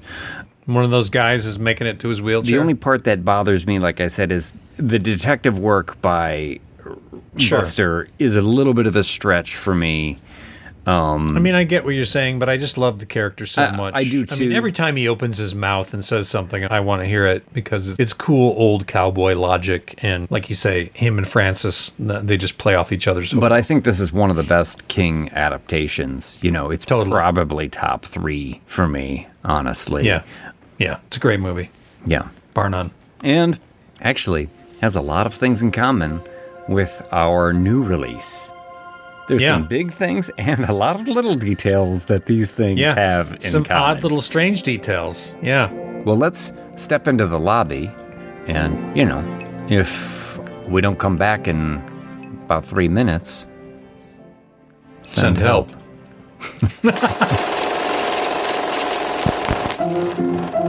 Let's all go to the lobby. Let's all go to the lobby. Let's all go to the diva to get ourselves a treat. Especially things to eat. The popcorn can't be beat. The sparkling drinks are just dandy. The chocolate bars and the candy floors. Let's all go to the lobby to get ourselves a treat. Let's all go to the lobby to get ourselves a treat.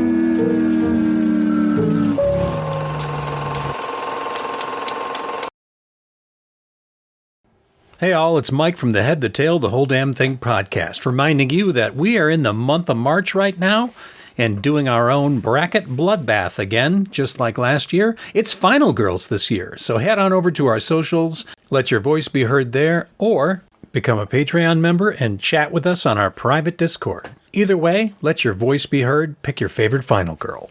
And now, on with the show. Did you happen to run into Bette Midler when you're in the restroom? Welcome to the bathroom, sweetheart. I don't know why she sounds like a 40s detective. I gotta tell you, I didn't expect you to pull out the Bette Midler. I can't think of anyone I could do less of an impression of than I know, right? Midler. Partially because I'm not so familiar with their catalog of work. Oh, but we're not here to talk about Misery. We're here to talk about the newest Sam Raimi joint. Yeah. 17 years. Wow. It's hard to believe that Drag Me to Hell was that long ago. 17 years since he's done a horror movie? Yeah.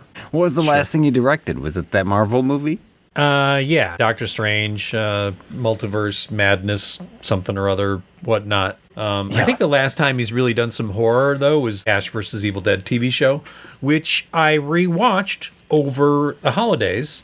When everyone was like, oh, Stranger Things, Stranger Things, Stranger Things, and other people were like, Stranger Things made me mad because of blah, blah, blah. And I was like, you know what? I'm going to watch Ash vs. Evil Dead TV show. Hilarious. Short episodes, 25 minutes each one. Yeah.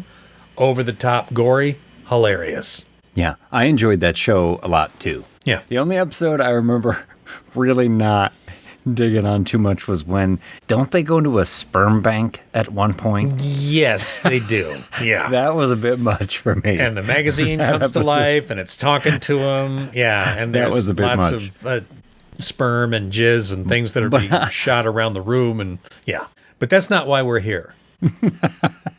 We could talk about Sam Raimi's filmography all day if we wanted. It's certainly one that has some hits and some misses on it. Sure. But we've got Send Help. Send Help. Movie about a mismatched couple stranded on a desert island. I think we can say all that without spoilers. Sure. And just to remind everyone, if this is your first time, we will be giving a spoiler-free review before we head into the lobby. One final time to come back and ruin the whole damn thing. Yeah. But before we do that, Mike, you want to tell them where they can find us? Find us on Instagram, Whole Damn Thing 13 at Instagram.com. Find us on TikTok, The Whole Damn Thing at TikTok. Also, our show is lovingly supported by our Patreon supporters. So we don't have to go out of pocket for costs of recording and storing and all kinds of things. And there's tons of fun things at the Patreon, many different levels you can join. You also get to chat with us on our private Discord, and you're only going to get that if you join the Patreon. So whole damn thing at patreon.com. Click, like, subscribe. You know what to do. Yeah. You know how the algorithm works. Ding it. So do you have a little write-up or synopsis or something for 2026's Send Help? Sam Raimi these days is not just making movies.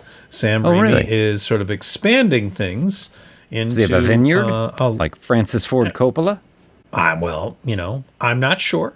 Does he have the world's largest collection of Bette Midler memorabilia? Because that would be a crazy tie-in. Wow. I do have a funny tie-in. But I'll get to it after this. Sam Raimi Industries has something called the Send Help Office Retreat. And an office retreat. I found an ad for it. I think this is coming out soon because the movie's pretty new. It's still in theaters. Okay. So I believe this is, you guys don't buy this for a second. A marketing tie-in, then? Exactly. It's a marketing tie-in. So if you're interested, Sam Raimi Industries Send Help Office Retreat. Let's listen to the promo. See what it is. Oh, okay. Sure. What? No. No, Mark, I would like to. Please. Feel like your office staff needs a revamp? Does your cubicle mate have trust issues? Well, welcome to Sam Raimi Industries Send Help Office Retreat, where you'll be forced to team up on a dangerous deserted island with Linda from accounting. Actually, it's... Fantastic then. No self-service, no escape, and no mercy. Our week-long retreat is filled with team-building exercises designed to push you to the brink. Think you've got survival skills? Think again. Will you try to keep your food down or reverse engines during our rousing game of edible or mild poison? You'll stumble your way blindfolded through the obstacle course of Fishhead Mini Golf. Ew. That's right, Linda. Actually, it's... Fantastic. You'll marvel at the cliffside trail to thorny poison bushland. You'll be terrified during wild boar hunt, where you'll stalk a live, vicious, man-eating boar with a homemade weapon. Like a pointed stick? You get the idea. Want a pet monkey? I do. Not here. Here there's only snakes, rats, venomous spiders, and wild boars. What are we gonna eat? Good question. You'll enjoy our gourmet survival rations. Like grubs? Exactly. Ew. Don't worry, Linda. Also roasted bat, raw squid, crunchy frog, and peanut butter and jellyfish. From office politics to survival politics, you'll learn how to navigate both. Just remember, in this game, it's every employee for themselves. Join us for Sam Raimi Industries Send Help Retreat, where the office is a jungle and survival is mandatory, or you won't live to see the credits. Will you rise to the challenge, or will you become just another statistic of the annals of corporate horror? What do you say, Linda? Are you game? Actually, it's... Fantastic. Send help, because sometimes the only way to survive the office is to leave it behind. Forever. Bruce Campbell in a 1973 Oldsmobile Delta 88, not included. No. Nice. Did you say the annals of corporate history on there? I don't know that I said that. That would be weird. Might have to take a second listen. Put my ear to that one more time. Why would I say annals? That doesn't make sense. Bruce Campbell and the 73 Oldsmobile not included. Well, the 73 Oldsmobile I didn't see. It is in there. Is it? It is. When she's upset and she goes to the parking lot, over her shoulder in the parking lot, there we Delta go. 88. And Bruce Campbell, although he's not in this movie, there's a little bit of a cameo in there too. Yeah. If you're looking closely. Absolutely. Send Help, directed by Sam Raimi with Rachel McAdams and Dylan O'Brien. I mean, just like Misery was pretty much the two of them the whole time. This is pretty much the two of them for most of the whole time. Movie. Yeah. Mm-hmm. Yeah, no, these movies have a lot of similarities. They do. And we'll get into it when we get to the spoilers. But the first similarity I want to touch on that's not a spoiler is that Sam Raimi and Kathy Bates lived together. Did you know that? No, I didn't. Yeah. Sam Raimi lived in a house with the Coen brothers and Frances McDormand. Okay. And Kathy Bates moved in with her boyfriend at one point. And Bruce Campbell lived in this house at one point. Holly Hunter lived in this house at one point. Yeah, I knew they lived with Holly Hunter, but wow. They just had a revolving door of people, huh? Yeah, and Kathy Bates was a horror fan, and Kathy Bates wanted to be in Evil Dead 2. And Sam was like, I don't know. And if you remember the character of Bobby Joe in Evil Dead 2, the tough, trash-talking chick that's with the hick. Okay. That was supposed to be Holly Hunter. And Kathy Bates wanted that role. Really? Yeah. That was going to be Holly Hunter? Yeah. See, if Holly Hunter was going to be in Misery, I could have done a Holly Hunter impersonation all day. Bette Midler, I got nothing. But Holly Hunter, all you got to do is not move your jaw when you talk and have a little bit of Texas in there. Hi. Yeah. I want me a baby high. See, I could have done Holly Hunter. Wow, that's a good connection. Hell yeah. Holy shit. This has been a Who Lived with Sam Raimi minute. But without spoilers, I mean, there are things that are revealed in the trailer of Send Help that you can instantly see connection to Misery 2, right? Mm-hmm. Broken leg. Yeah, the broken leg, and she will be taking care of him on the island as he convalesces, right?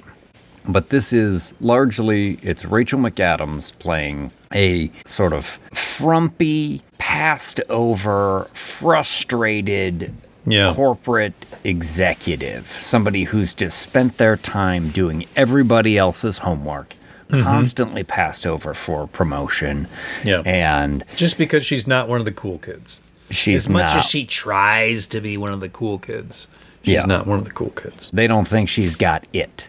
Yeah. Doesn't fit in with their idea of success. And so... Well, she doesn't play golf. is what they'll say, right? Yeah, yeah. But as is shown in the trailer, they will take a somewhat unscheduled corporate retreat on a desert island where her survival skills will come into play. And they will have to try and help each other before they kill each other. Yeah. It's a deadly game of cat and mouse. I mean, if you're a fan of Sam Raimi, this has a lot of his fingerprints on it. It's got a lot of notes of Raimi, sure. Certain camera angles, certain way scenes unfold. Quick zooms, gore, and some over-the-top gore. Yeah, splattertastic effects, pouring it on at times, excessively, I would say. Oh, absolutely. And yeah, like you said, the camera angles, the way the camera whips around or zooms in quickly. And honestly, for me, sometimes to its detriment. Like I do enjoy Sam Raimi, but sometimes it's so Sam Raimi that it takes me out of the moment a little bit. If you understand what I'm I do understand. And I will tell you, I saw this twice because I used my Regal Pass.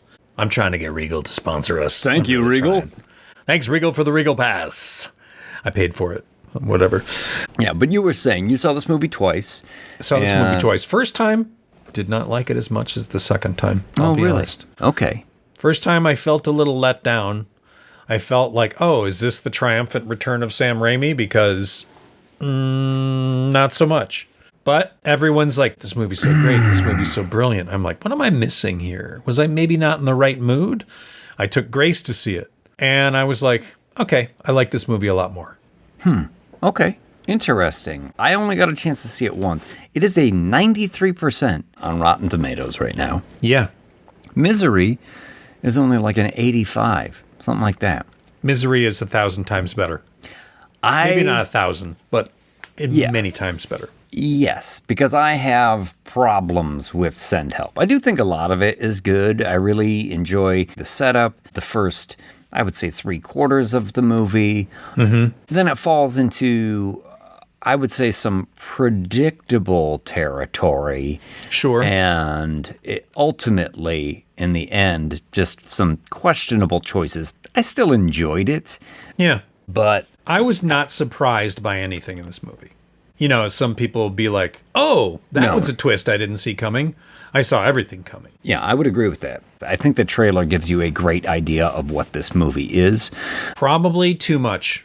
I don't think it gives everything away. But yeah, if you go in expecting a lot more or some big twists, in fact, I would say sometimes I was wanting a little bit more character development in this movie, and it never really came to fruition. Sure. In a way that I was hoping might steer the story in some different directions. But Rachel McAdams is charming, as she always is. I always like her. I'd never really seen Dylan O'Brien in anything that I can remember, but he does a great job being this entitled, needling douchebag with a capital D and a capital B. Like, the old DB. Oh, boy. He is awful. You can't wait to see him eat shit. But anyway, he's very good. I enjoyed him a lot, which is great. And they work with each other really well. I saw plenty of interviews with them. And they have good chemistry. They seem to like each other. I think that comes through in this movie, even when they're hating each other. Interesting thing, too, is this movie has a lot of survival elements to it. And they had a woman, her name's Kai Furneaux, who is this Australian survivalist that was on set all the time to show them the proper techniques of how to build shelters, how to collect water, how to make fire, how to make spears, all of this stuff. And that's something I really liked about the end credits, was showing the little diagrams for how to create fire and how to build a lean-to. Yeah, that was cool.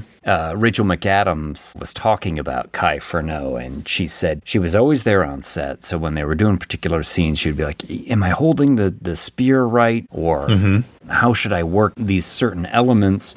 And she was there, but she said Kai Furneaux was kind of so amazing that towards the end of the shoot, she just started asking her for like life advice because the woman seemed to just know how to do everything. And I saw Sam Raimi talking about her, and he's like, obviously we used her for jungle survival tips and all this stuff, but apparently this woman knows how to like survive in the Arctic and survive in the forests where there's no fresh water around, and she's just like an expert of what you need to do. Has she been on Survivor? I don't know, because I am not a Survivor fan. Now I know you at least used to be a big Survivor fan. I was a huge Survivor fan for many, many years. I haven't watched it in a couple of years, but that's how we met a lot of our friends up here after we moved up to where we're living now in the middle of nowhere. And I had my motorcycle accident, and I met everybody at the local, what's the word I'm looking for? Physical therapy place. Oh, okay. The local Bette Midler fan club? At the Bette Midler fan club, where I am a dues-paying member. Every Friday night, we all get together and talk about the Rose. At the Hocus Pocus level, you get pictures of my feet. That would be fucking great. So you met people at I met people at Survivor parties? We turned them into Survivor parties, but I met them at physical therapy. So it was like the physical therapist that worked there, and it was other patients that were there for physical therapy. I was rehabbing a smashed shoulder and a compound fracture femur. So a lot of things. And every Thursday, I think, we would go to someone's house and all watch Survivor. Everybody would bring something to eat. How many people were there? There was like about 6, 7 of us, 8 sometimes. And we just, for like season after season after season, or about 3, 4 years, Let me ask you a question, though. As like you continued with this, was there ever like a point where you're like, it's a great core group of 8 people, but then you were like, Jerry has got to go. And so like as a group, you all got together. Vote people out? Yeah. And then you would be like, you can't come to the Survivor party anymore. Don't tell Jerry we're switching to Tuesdays, and we're going to be over at so-and-so's house. Yeah. Hey, are you guys still watching Survivor? No, Jerry, we stopped. Yeah. Did that ever happen? No? I don't think so. Yeah, so I don't know if Kai Furneaux was ever on Survivor, but she seemed like a guru. They were always asking her, except for Dylan O'Brien, who played the guy who really didn't know how to do anything, and he just... He wouldn't want to know how to do anything. Yeah, he was like, no. As Rachel McAdams was learning how to do all this stuff and all excited about getting to do it. That works and he was perfectly for both their characters. I'm going to be over here. You have fun. Have fun stuffing your coconut fibers into a branch canopy and setting it on fire. Yeah. Should we go into the lobby and come back and spoil the whole damn thing? Yeah, but first we got to rate it. Oh, shit, that's right. What should we rate Send Help with? That's a good question. How about a pointed stick? Yes. A pointed stick was mentioned in the Send Help promo. So, how many pointed sticks would you give Send Help? I'm going to give it 7 pointed sticks. I think it's a good movie. I think it's fine. It doesn't carry all the way through. Sometimes Sam Raimi gets a little too Sam Raimi for me, but largely on the chemistry of its leads. I think it's good. I think it's fun. I wouldn't necessarily call this movie what you want, but I did enjoy it. Yeah, same here. My first watch through, it was a 6, and I wasn't as impressed. My second watch through, when I took Grace, I was like, you know what? This movie's a little bit better than I thought it was. And I gave it a 7. The first time, nothing surprised me. The second time, I just enjoyed the ride, knowing all the things that were coming up. And just sort of like looking for little clues and little character nods and stuff like that. So enjoyed it better the second time. I give it 7 pointed sticks. Well, I'll be curious to hear what you say when we go into the spoiler section here, because in terms of like little character nods and things like that, that's where the movie trips over itself a little bit. But yeah, let's head into the lobby. And if we're not back in 3 to 5 minutes, send help. Again? Can I make that joke twice? No. Fuck it, I just did it. Send help. What is it? Hey, why it's Buttercup popcorn. Add sweet butter to hot popcorn. Mix it up, wrap it up. Buttercup is born. It's delicious. So nutritious. It's a taste delight. It's so munchy. Crisp and crunchy. You'll enjoy each bite. Eat butter-drenched Buttercup popcorn at its best. Served in a king-size cup. It beats all the rest.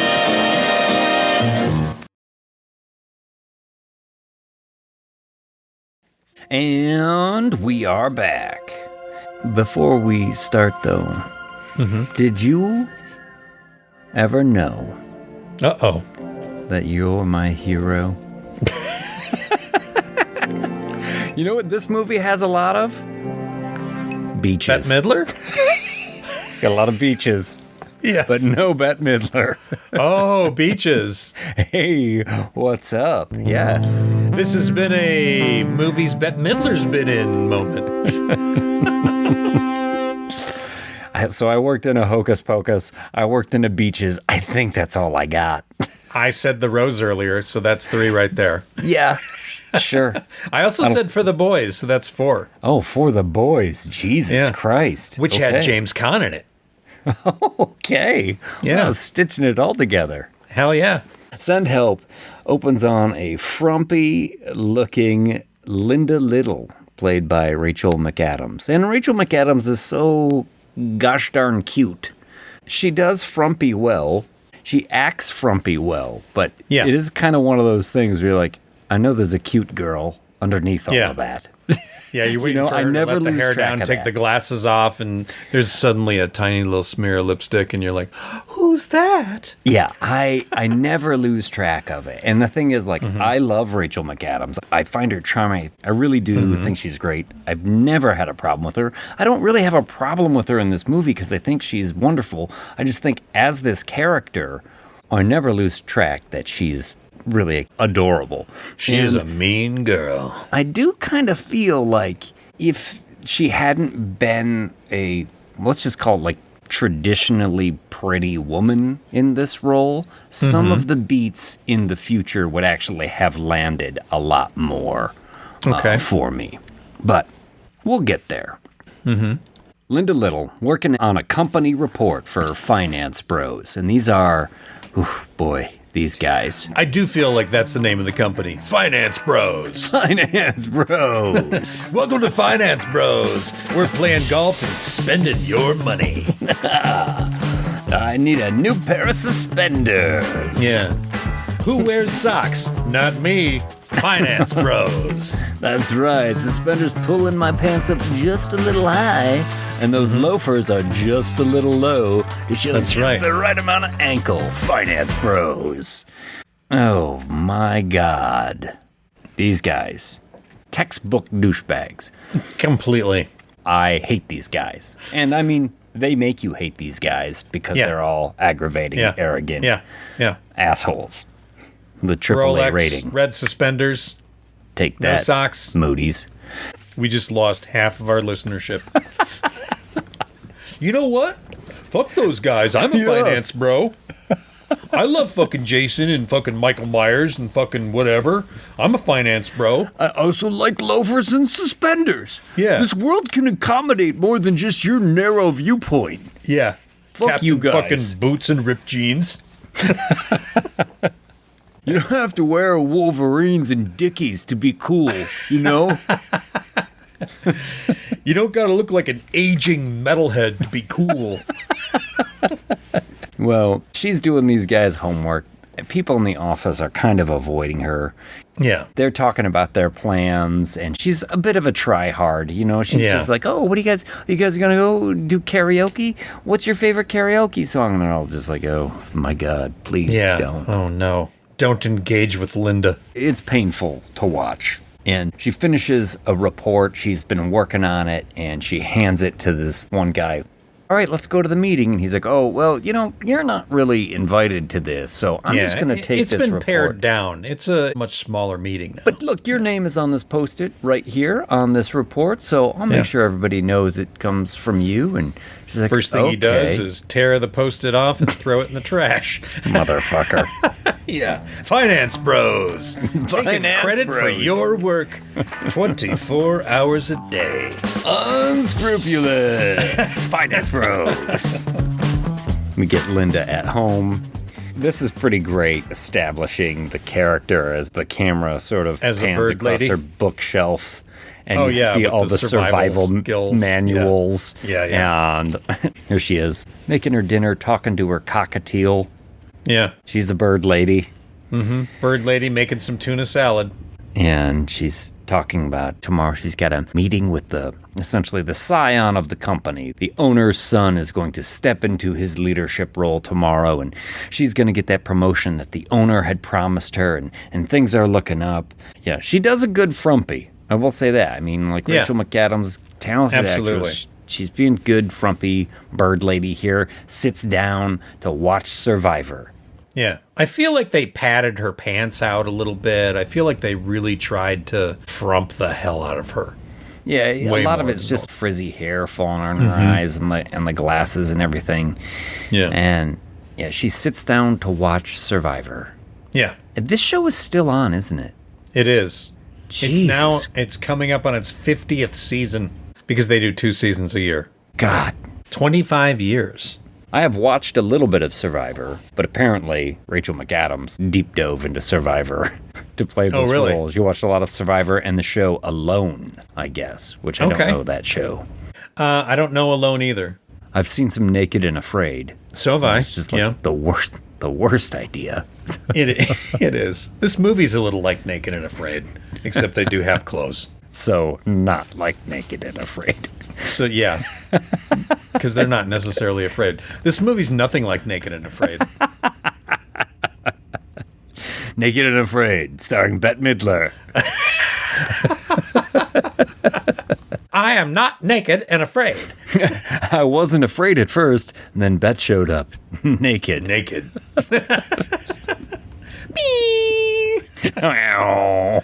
Well, back at the office the next day, Bradley, this is Dylan O'Brien, he has been promoted to president. And Bradley has a punchable face. Oh, yeah, Dylan O'Brien. Yeah. She jumps up to talk to him, and she's so eager to do it that she has like a little bit of a smear of tuna fish on her lip. Yeah. Sam Raimi extreme zoom focusing on tuna fish. I don't mind this one. I don't mind this Sam Raimi extreme zoom. I mean, I know what I'm watching. It's great. Yeah, this one's cool. It makes you uncomfortable.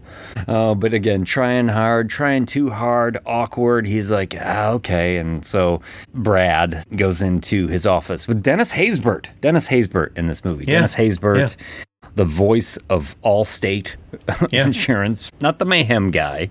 Yeah. And he's also in Major League. I always think of him in Major League. Plays Serrano, the voodoo-worshipping power hitter. He's also in 24, right? With Kiefer Sutherland, isn't he? I think so. Is he the president in that? He was in one season. Yeah. Yeah. Dennis Haysbert. I haven't seen him in a while, so it was cool to see him in this movie. Yeah. And he's talking to Bradley in there and mentioning that Linda's supposed to get a promotion, but Bradley's like, oh, God, no, that thing out there? Yeah. No. He's like, your father relies on her. She's a workhorse. Yeah, and the father, right, is the painting in the back of the office you can see is Bruce Campbell. Like, sneaking him in there, Sam. Hell I yeah. appreciated it. Way to go. That is good. He's like, oh, no, that thing out there, she had a little tuna, I think it was tuna fish on her face. Yeah. And doesn't he make him smell his fingers? Yeah. He notices it on his hand because he shook hands with Linda. And now there's like a smear of what looks like tuna fish on his hand. And he's like, what is that? And Dennis Haysbert character's like, I don't know. And he's like, smell it. And he's like, no. Smell it. No. Smell it. He just slowly walks over and smell it. It's a close up of the nose. Motherfucker. And he goes, tuna fish. And he's like, God damn it.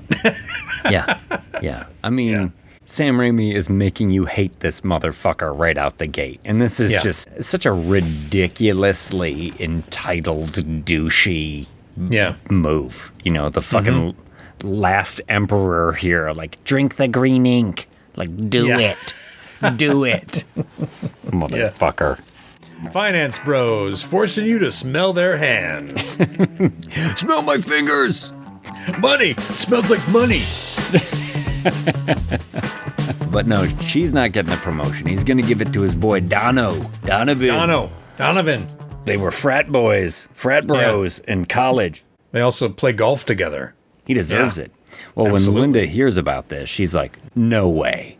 She marches into his office as Bradley is interviewing like a very attractive secretary, and he's given the old, well, how far above and beyond will you go for the company kind of spiel. That's when Linda comes in. Yeah. Oh, you're upset? Let's talk. Essentially gives her the rundown. Like, you're great with numbers, but you know what? I don't think you got it. You don't play golf. Is what he says. But also, like, everybody else around here in the boys club, we're all on the same page, and you just don't have what it takes. But I tell you what, we've got the Bangkok merger coming up. So if you can do some work on Appendix D, you know, come on the flight with us, and we'll see. Impress me. Show me what you got. She's like, okay. And so when she shows up the next day to the private jet, they're all like, oh my fucking God. Yeah. She's going to be on the plane. Sets in. They're all in the private jet being jackasses, and she's in the back working on Appendix D, whatever that is. You know, just tearing through it, doing her job, more capable, more competent than anyone else, as they're all goofing around, and they have found her application for Survivor. Yeah, the video she put together. Tape. Yeah, which is on YouTube. Dono's bringing it up.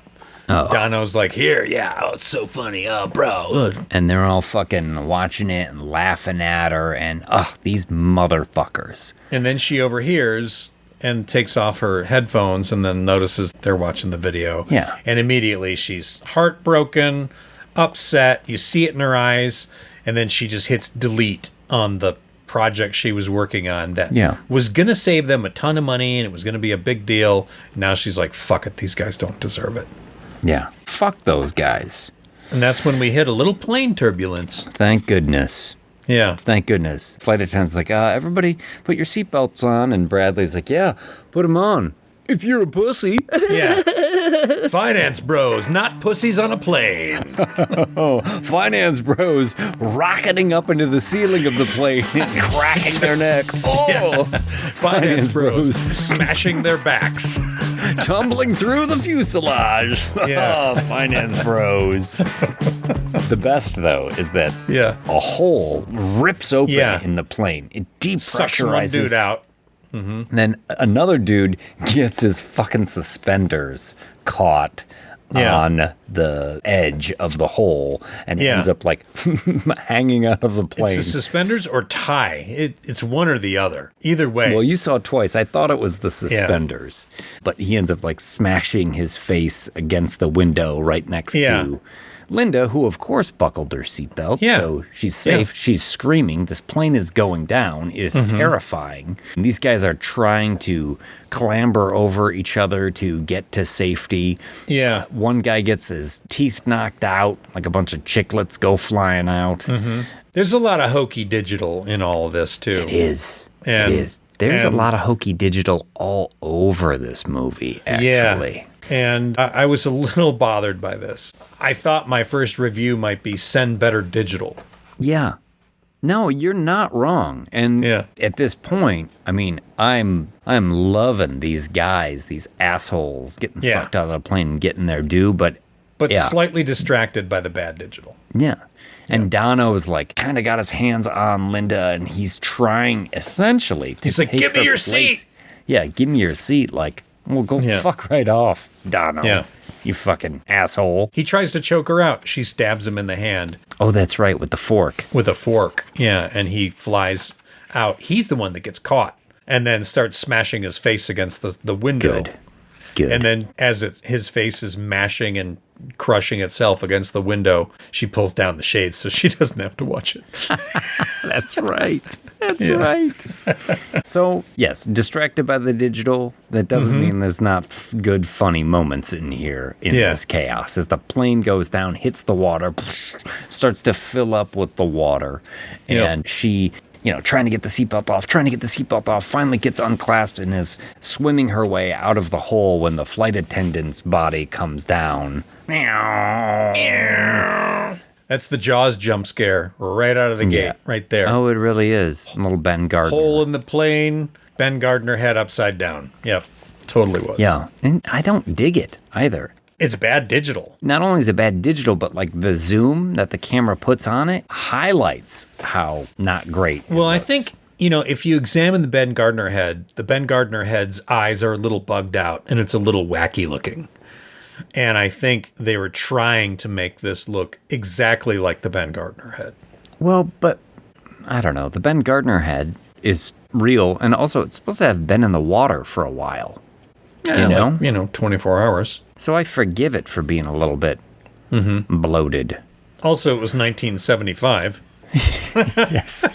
I don't know. It works much better in that one than this. And also, I think they pushed that zoom in on this a lot. And it's unnecessary. It's like Sam Raimi just being a little too much Sam Raimi on this one. Yeah.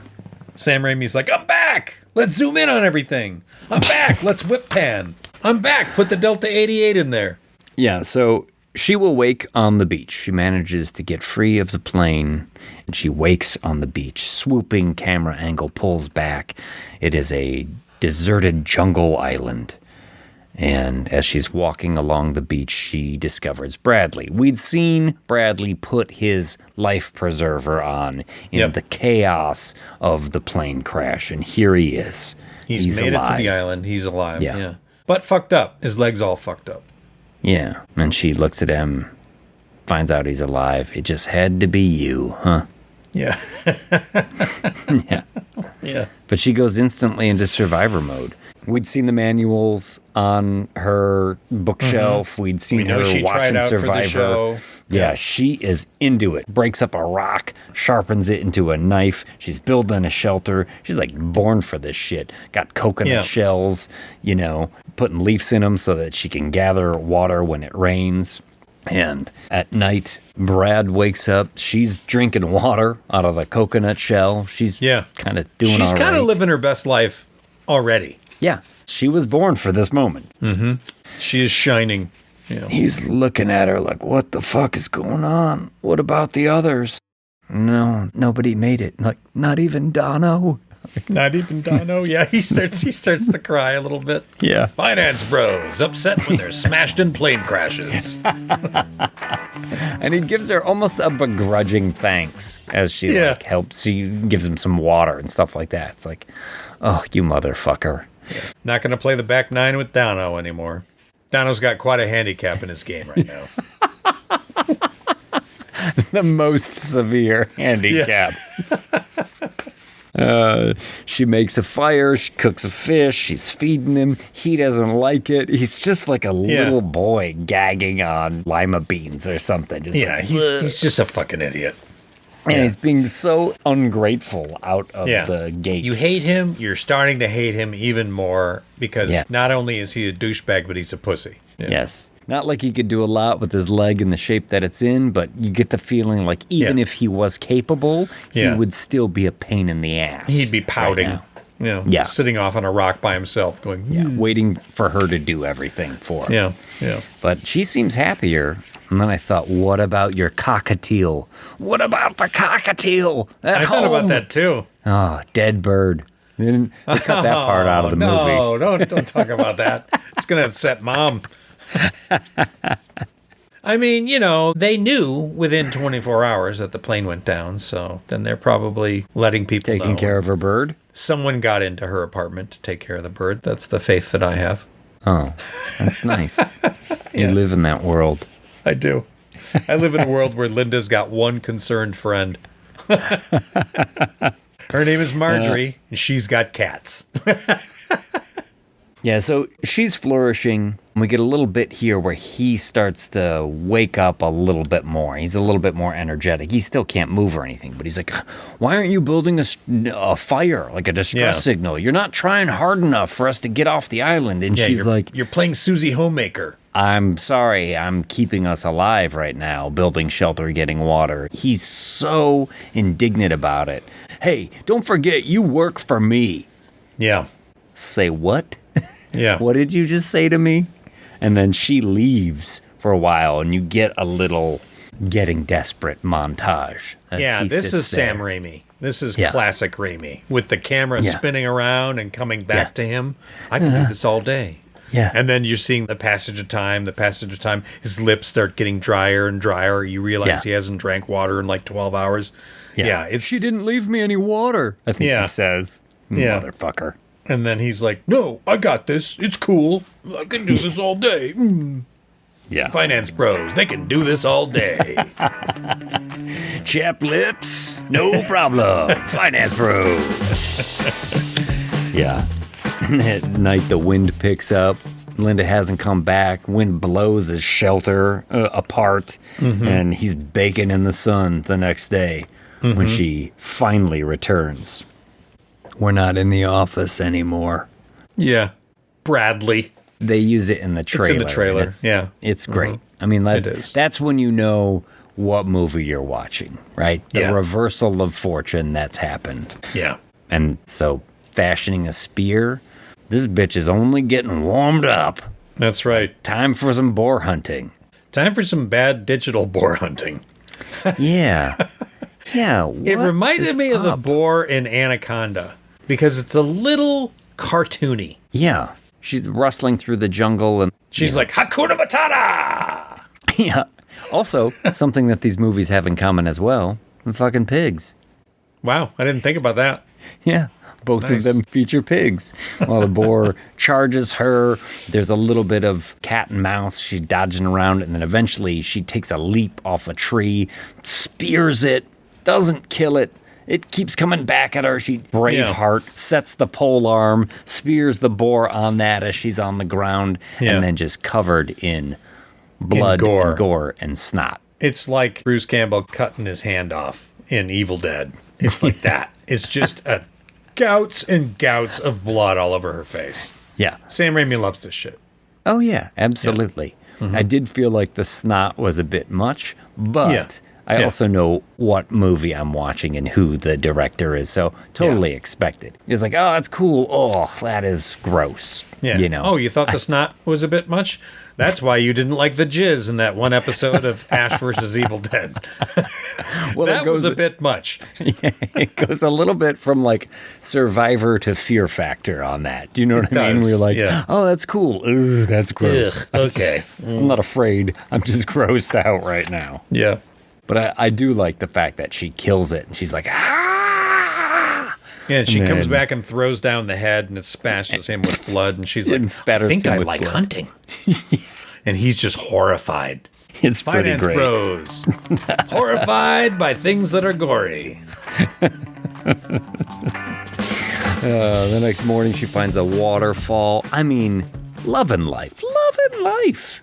Yeah. This island paradise is giving her everything she needs to flourish. She's even looking better at this point in the movie. You're like, wow, your hair seems to be doing well. Your skin seems to be doing well. They're making an effort to make her look better for sure. Yes. Yes. And it's good. It's a good character turn. But as she's in this waterfall, she's kind of away from the camp. She hears a boat. Oh, yeah. Yeah. This is kind of the first change of her character because she decides not to call out, I just need more time. Yeah, she even says that. Just need more time. I think she says that. I just need more time. Yeah. Back at camp. We've been here for 2 weeks. How have they not found us? We've been here for 2 weeks. How is my beard not grown any? Yes. Why are your legs not hairy? Yeah. Exactly. Totally. All those things that would happen. Razors washed up on shore. Yes. He wants to build a raft, and she's not into it. Yeah. He's like, we got to get out to the shipping lanes. And she's like, no, we got to wait. No. Someone will come. Don't worry. Yeah. Meanwhile, she's already seen someone.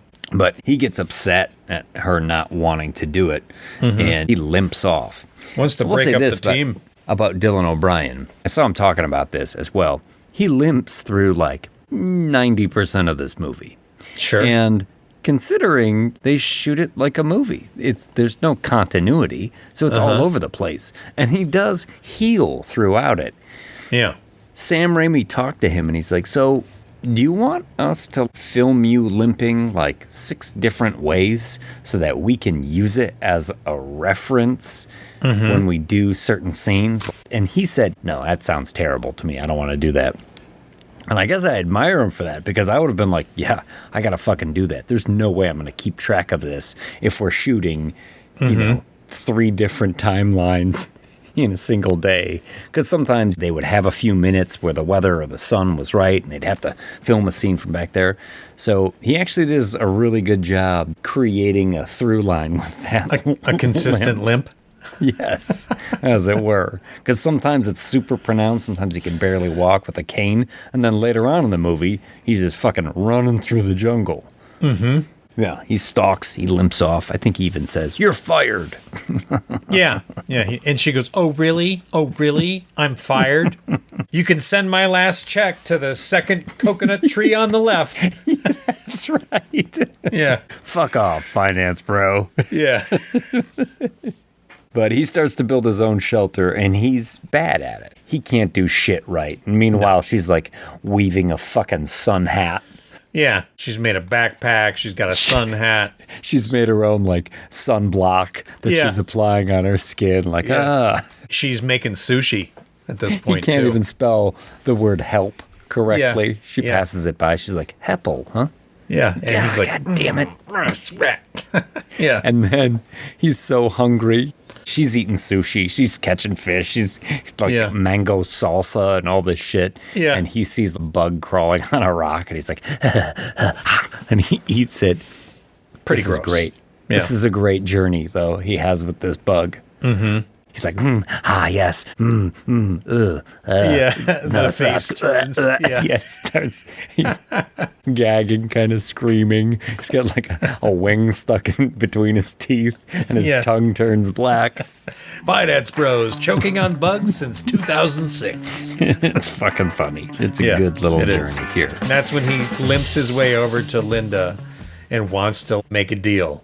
Yeah. Oh, what brings you into my office today? She says to him. Which is a reversal of the scene where she came into his office. Yeah, looking for the promotion. And at one point, she even says, well, how far are you willing to go? And how above and beyond are you willing to go? So he stands up and he starts to unbutton his shirt and take off his pants. And she's like, no, not that. I'm not like you. Relax. Yeah. So she lets him eat and drink. And he's all happy again. It's a great little reversal scene. It's funny. It is. And you know what? He's such an asshat that any chance you get to see him get his comeuppance is great.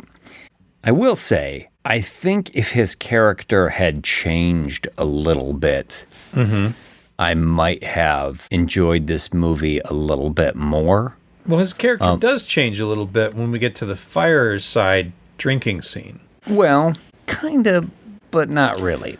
But not really, yeah. Because he's always got like an ulterior motive. Yeah, you see a shade of a different character. Yes, when he reveals a little bit about his backstory and the family he came from, and you start to think like, oh, that is why you are who you are.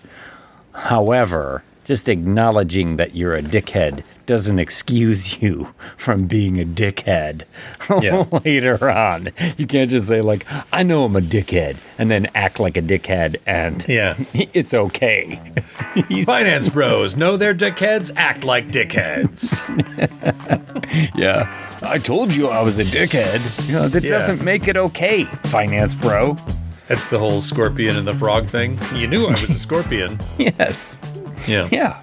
Well, they go for a walk. They've made up a little bit. She wants to show him a vantage point here. Mm-hmm. On the way there, gives him a foraging tip. Like, listen, if the berries are this color, don't eat them. But if you're curious, just rub a little on your skin. And if you break out, then you know it's poison. Like, oh, knows their shit. Yeah. I felt I learned something. I was like, oh, okay. Again, I didn't know that. They had that survivalist with them every day of the shoot, which I thought was baller. I thought it was super cool. That's pretty cool. Oh, you see those rocks over there that look like an X? Don't go there. It's just thorns. Don't go in there. It's just tear you apart. As soon as she says it, I'm like, all right, what's really behind there? Yeah, me too. And like you said, nothing was going to surprise you. I thought, okay, is it a resort? Is it other survivors? Mm-hmm. Is it Survivor, the TV show? Yes. I did wonder if we were going to get like a Jeff Probst cameo coming in there. Yeah, I thought so too. But as they're up there too, the cliff face crumbles and she almost falls off, and he manages to grab onto her, rescue her, and pull her up. So they are coming together here. Mm-hmm. And it's now becoming teamwork because he knows he needs her. Mm-hmm. A couple nights later, they get drunk on, what is it called? I mean, it's Pruno. Toilet wine. Pruno.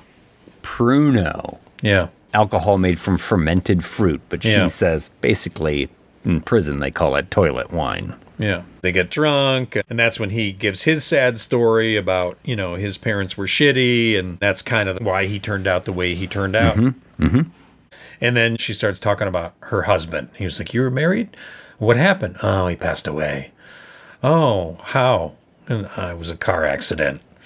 And then she goes into this long story about how her husband was a bad guy and she didn't have the strength to leave him, but wanted to all the time. And she would hide his car keys. And then one day, he did something really bad. She doesn't say what it is, but he was also really drunk. So I pulled his car keys out and I gave them to him and I served him his last drink. And you're like, oh, okay, wow. So she sort of sent her husband off to his death. But sounds like he deserved it.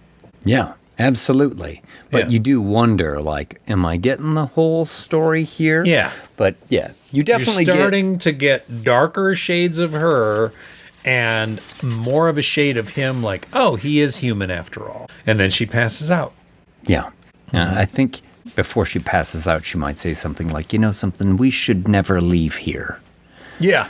And there's a look on his face that's like, what? Yeah. Because she is living her best life, and that's what she wants. But the whole time, all he's really thinking about is getting the fuck off this island. Yeah. By any means necessary. She wakes up hungover in the hot sun the next day and sees him naked, cleaning himself in the surf. Showering up, Oh, he is the only guy around. I'm the only girl around. Is this gonna happen? I don't know. Mm-hmm. Love is in the air. Yeah. And this is one of those moments, and like I said, I love Rachel McAdams, but like, if this actress had been a little less traditionally pretty, I guess, I might believe that she was lonely enough that she might really consider this. Sure. She was like lonely and broken inside so that she would look past all of his bullshit. Because later in the movie, they kind of play with this romantic aspect and he's trying to get through to her. And it's like, is she going to fall for this? Mm-hmm. Sure. It never really lands for me. Yep. But you get a little shade of it here, and as a storm is hitting the island, they're like, oh, they run into a cave. A fucking cave? They run into a cave. I thought, where the fuck is this cave earlier? Why have you not been in this cave already? I am no survivalist, but a cave seems pretty fucking great. Like, maybe you want to be outside, but put your shit just outside the cave. Yeah. So if you need to bring shit inside, you could put it in the cave. But like their shelter, their whole thing that they've built, down on everything's the getting beach, wrecked. ready to get destroyed. Yeah, they run through the forest to get to this cave, and then they're all soaking wet, and they're cold, and they're like huddling together for body warmth, and she's kind of looking at him, and you think like, oh, there's something about to happen here.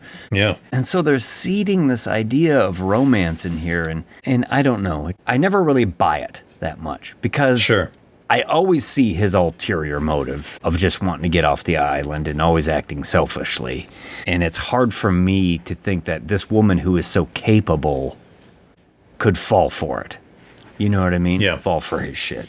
Yeah, I think he says, because he's starting to turn around, or in dialogue he's starting to turn around, and he says, when they find us, I want you to know that this time wasn't wasted. Oh, yeah. And you're like, oh, okay. And they're huddling together for the warmth.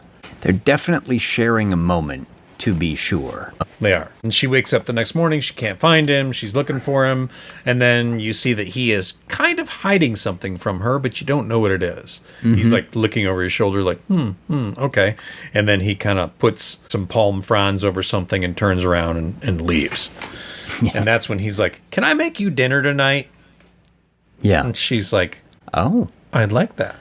Oh, Paul. Yeah, exactly. Totally like Misery. Mm-hmm. Yeah, and herein is the difference, is because with Kathy Bates' character, I kind of believe that this somewhat dowdy woman would fall for this. Yeah. I don't necessarily buy it with Rachel McAdams. Sure. As good as she is, partly because of how capable she seems at everything, but also just because it's hard for me to believe that no one has looked at Rachel McAdams ever before in a romantic capacity. She wouldn't have gotten attention. Yeah. Yeah, can I make you dinner?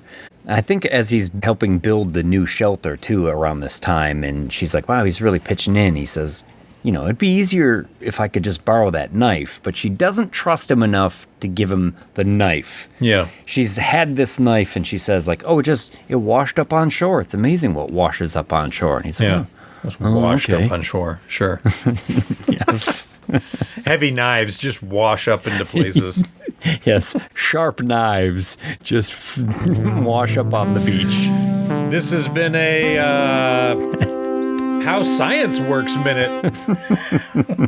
Yeah, the dinner scene, he has laid it all out for her, and she starts to eat. Oh, thanks so much, but what's happened? Starts to get dizzy. Oh no. He's poisoned her. He is poisoned her, and as she's on the ground in agony, he pulls a raft out of the jungle and hits the surf. What does he say? Fuck you, crazy Linda!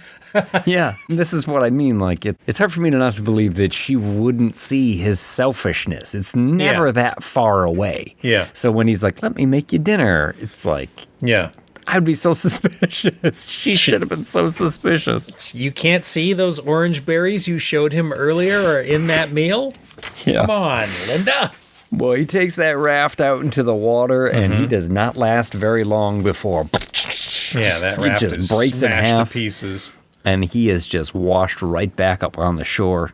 Kind of drowning, pulled out of the water by her. Yeah. Who's sick, and this is hilarious. This is a hilarious Sam Raimi moment. Yeah, she just continually pukes on his face. Yeah. She does give him rescue breathing. Yeah. A little and then bit. pukes on him. Yeah. Repeatedly on him. Yeah, oh, it's so 3 gross. times. It reminded me of Hard Eyes. Oh, yeah. The puking on the dead body scene. Yeah. Yeah. Well, the next morning, he's very conciliatory. I wasn't trying to kill you. But he's still pretty weak, and she's feeding him. She's like, we got to get your strength back. Yeah, she's like, here, eat this. It's okay. It's okay. And it's like a kebab with looks like octopus and tofu and all sorts of It's a calamari kebab. But no, hey, wait a sec. Wait a second. I'm feeling funny now, too. Hey, dog, you see the size of that chicken? Yes, she's used the blue-ringed octopus to paralyze him. Yeah. Isn't blue ring octopus one of the most fatal fucking things in the ocean? I have no idea. I mean, she did a pretty good sushi job on that because he has become paralyzed. He's still awake, but he can't feel anything. And yeah, you're not going to want to feel this, she says. She's heating up the knife, and she tells this story about having a dog that was always misbehaving. So they had to go get him fixed. Yeah. And then he calmed down. And that's what you got to do with things that are misbehaving. And the Egyptians used to do it to their slaves. Heats up that knife, and then she like peels off his tighty-whitey Calvin Kleins, and he's whimpering, can't move, can't do anything. This is a tense scene. When you see this in the theater, oh yeah, this is a tense, fucked up scene. It sure is. Grace was like squirming next to me. Yeah. She was like, "Oh and no!" And it's really just sound effects, and then you get like a squirt of blood, and like she's a tear comes out of his eye. You're a bleeder. Yeah. Oh, don't worry. This will be okay. But lo and behold, she's not. Yeah. Castrating him. It's just a rat. He's it's just a dead so rat. paralyzed, he can't tilt his head down and he can't feel it to see. So he can just hear it and see the blood and see her working that knife down there. Yeah. I thought this was a little shady. Yeah. I'm like, come on, dude. You can see that she's not actually cutting your dick off. I don't care if you're paralyzed. You can still see your lap. Yes.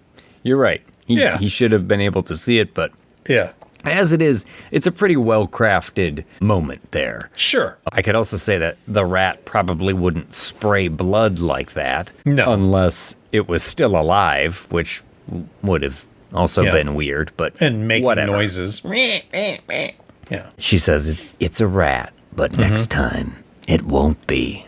Like, fuck. Some hard lessons here. Finance bros holding on to their dogs. That's right. Finance bros. Scared of being castrated.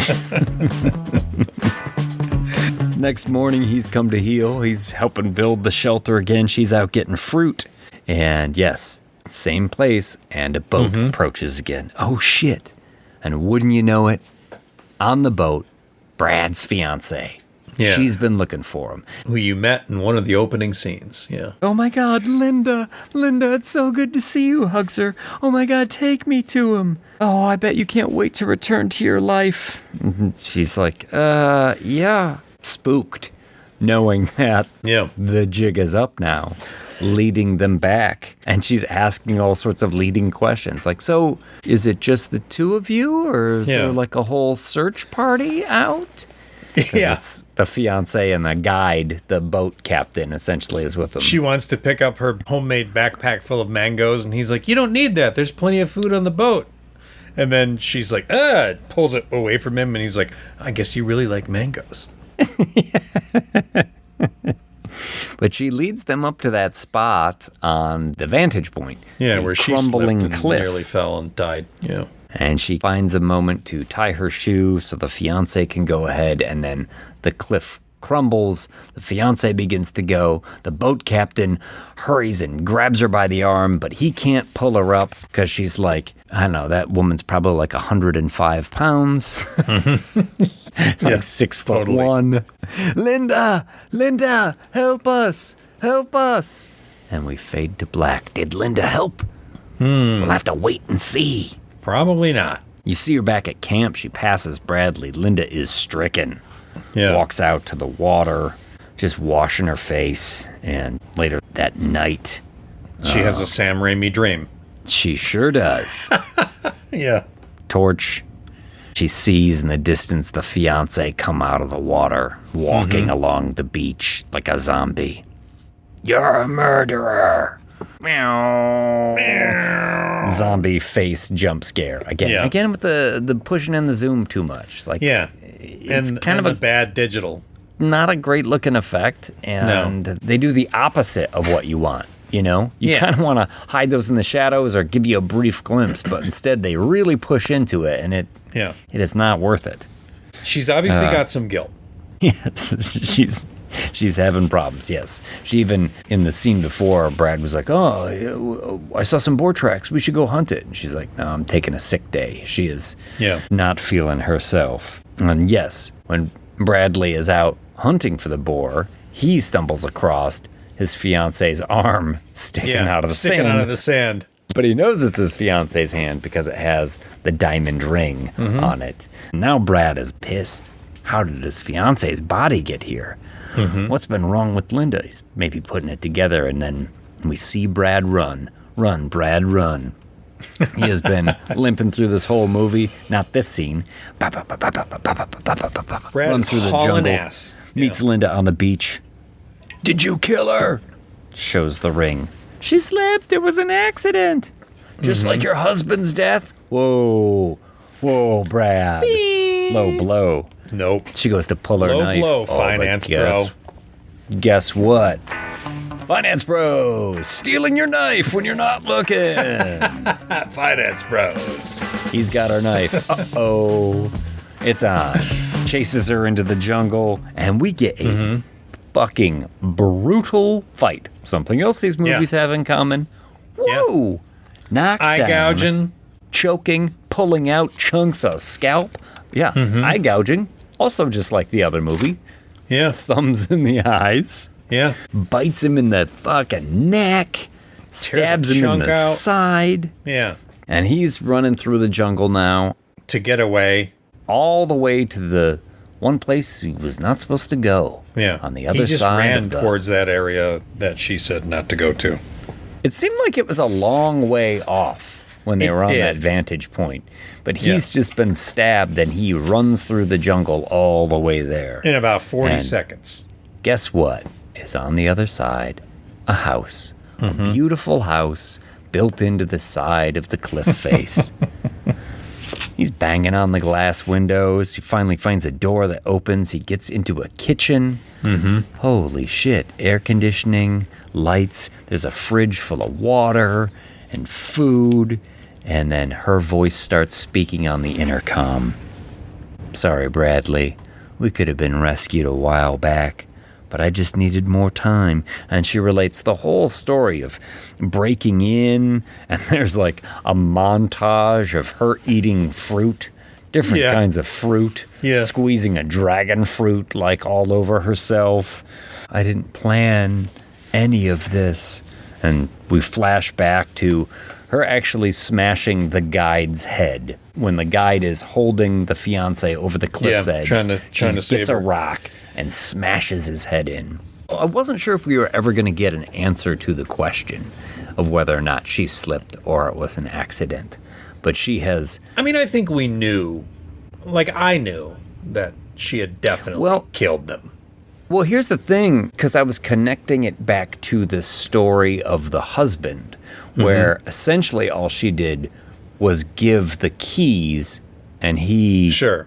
So she could have just taken 5 steps back, turned herself away and walked away, and just wondered, wait for them to fall themselves. But let that just happen. She can't take that chance. Not with a finance bro. So this is a really nice, I don't know, at some other finance bro's house. Yeah. Bradley's kind of stalking through there. And I did think this was going to be Jeff intercom. Probst's house. Oh, that would have been amazing. Yeah. Maybe they couldn't get the rights. I don't know. Or maybe they just didn't think of it. But I was like, that would be a great turn. For it to be Jeff Probst's house. It would be like things all over the house. It's like, survivors, you're 45, or whatever. Bradley's moving through the house, and then Linda gets him at shotgun point. And he breaks down. Please, I have changed. And it's like a weird thing because she seems to kind of believe it. He seems to be getting through to her, talking He's like, about like... we can stay here, and I love you, and you've taught me so much, and we don't want to go back to that life we had before. No, this is right. You're right. We have everything we need here. This is great. She's starting to buy it. This scene works in Misery. Yeah, it does. Yeah. When she wants to kill him, and he's like, we got to finish the book. Yeah, right there. We can give Misery everlasting life, and it works when he's about to drug her, too. And he's saying all that stuff. Yeah. I believe with the journey we've taken with Annie that, I believe Annie's character would fall for that. I don't really have any reason to believe that she would fall for this bullshit right now. Sure. She's not that desperate. And in fact, she's living her best life, and she's shown how strong she is. So it is a weird thing. We can stay here. I love you so much. Why'd you make it so hard? She asks. Yeah. I'm a fucking idiot. Yeah. He does have a good fake laugh that he uses a lot throughout the movie. Oh, it's great. Yeah. It's great. In fact, a lot of the interviews I saw, like the interviewers are always talking about, like, wow, you've got such a great annoying laugh. And he was always like, that's just my laugh. That's good. Good stock answer. Yeah. But he gets the drop on her because she's sort of noticing as he's making this plea that one of the horns is missing on one of the statues behind him. Yeah. And so he swings the horn, he's hiding it behind his back and whips around, cuts her arm. Ah! He gets the gun. He's got the drop on her now and pulls the trigger. Click. It's empty. Doesn't he say something like, fuck you, you crazy bitch? I think so. Maybe. Yeah. And then the gun goes click. Yeah. And she says, strategy and planning.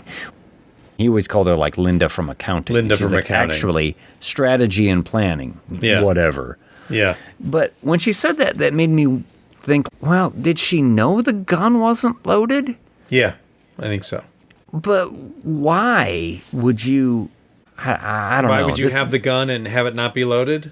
Yes. Yeah, if you found the gun, you've probably found the shells somewhere nearby. Yeah. Sure. Yeah. You gotta beat him to death with it or something then. You can't just hold it at gunpoint. Eventually, you're gonna have to make good on that threat. And she takes a golf club off the wall, whack, hits him. He falls down. He's looking up at her. And she takes a big swing. Nice transition.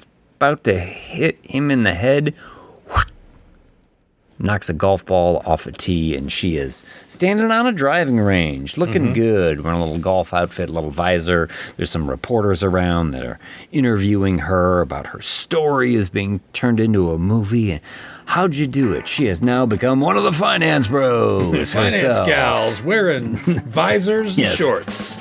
That's right. No help is coming, so you better work on saving yourself. Finance gals. Yeah, and that is driving off that's the name of her book, right? Convertible with a cockatiel in the passenger side. It didn't die after all.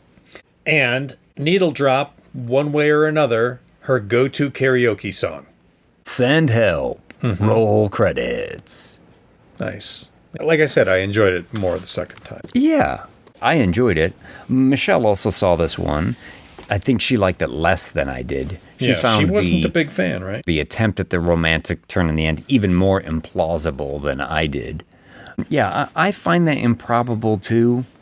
And a lot of it is because I think I don't ever see that much of a change in his character or nothing that makes me feel like he's never selfish. I'm not saying like the script needs his character arc to turn like that, but he never exhibits any behavior that I feel like she would fall for it. Like he's always a fucking selfish dick. Yeah. And sometimes he's a little bit more vulnerable, but he's always just thinking about himself. You know? It's true. Yeah. I buy it. That makes sense. But I think all in all, it's a good showing for Sam Raimi. Yeah, and absolutely. Like I said earlier, these movies pair really well together. Oh, boy.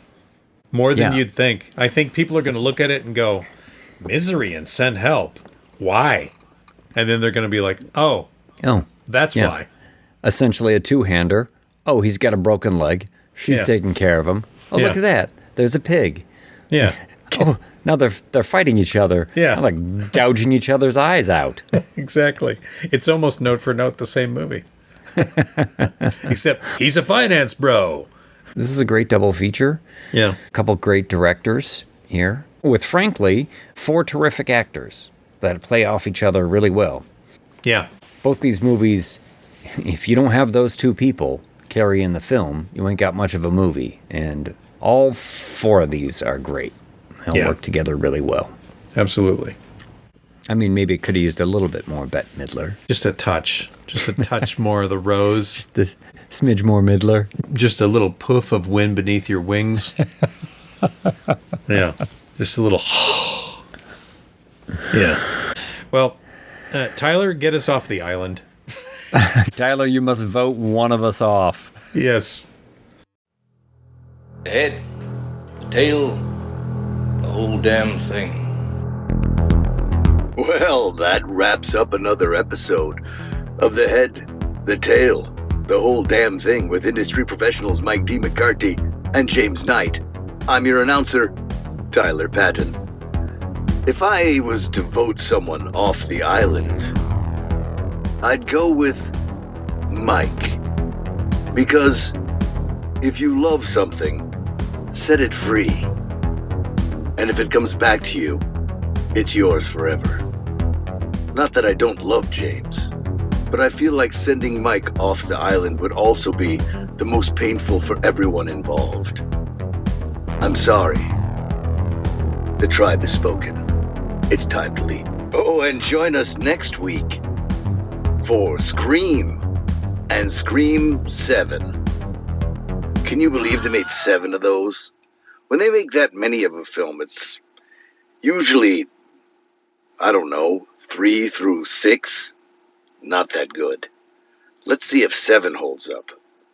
I'm not going to see it. You couldn't pay me enough. Yay, Scream 7. Goodbye.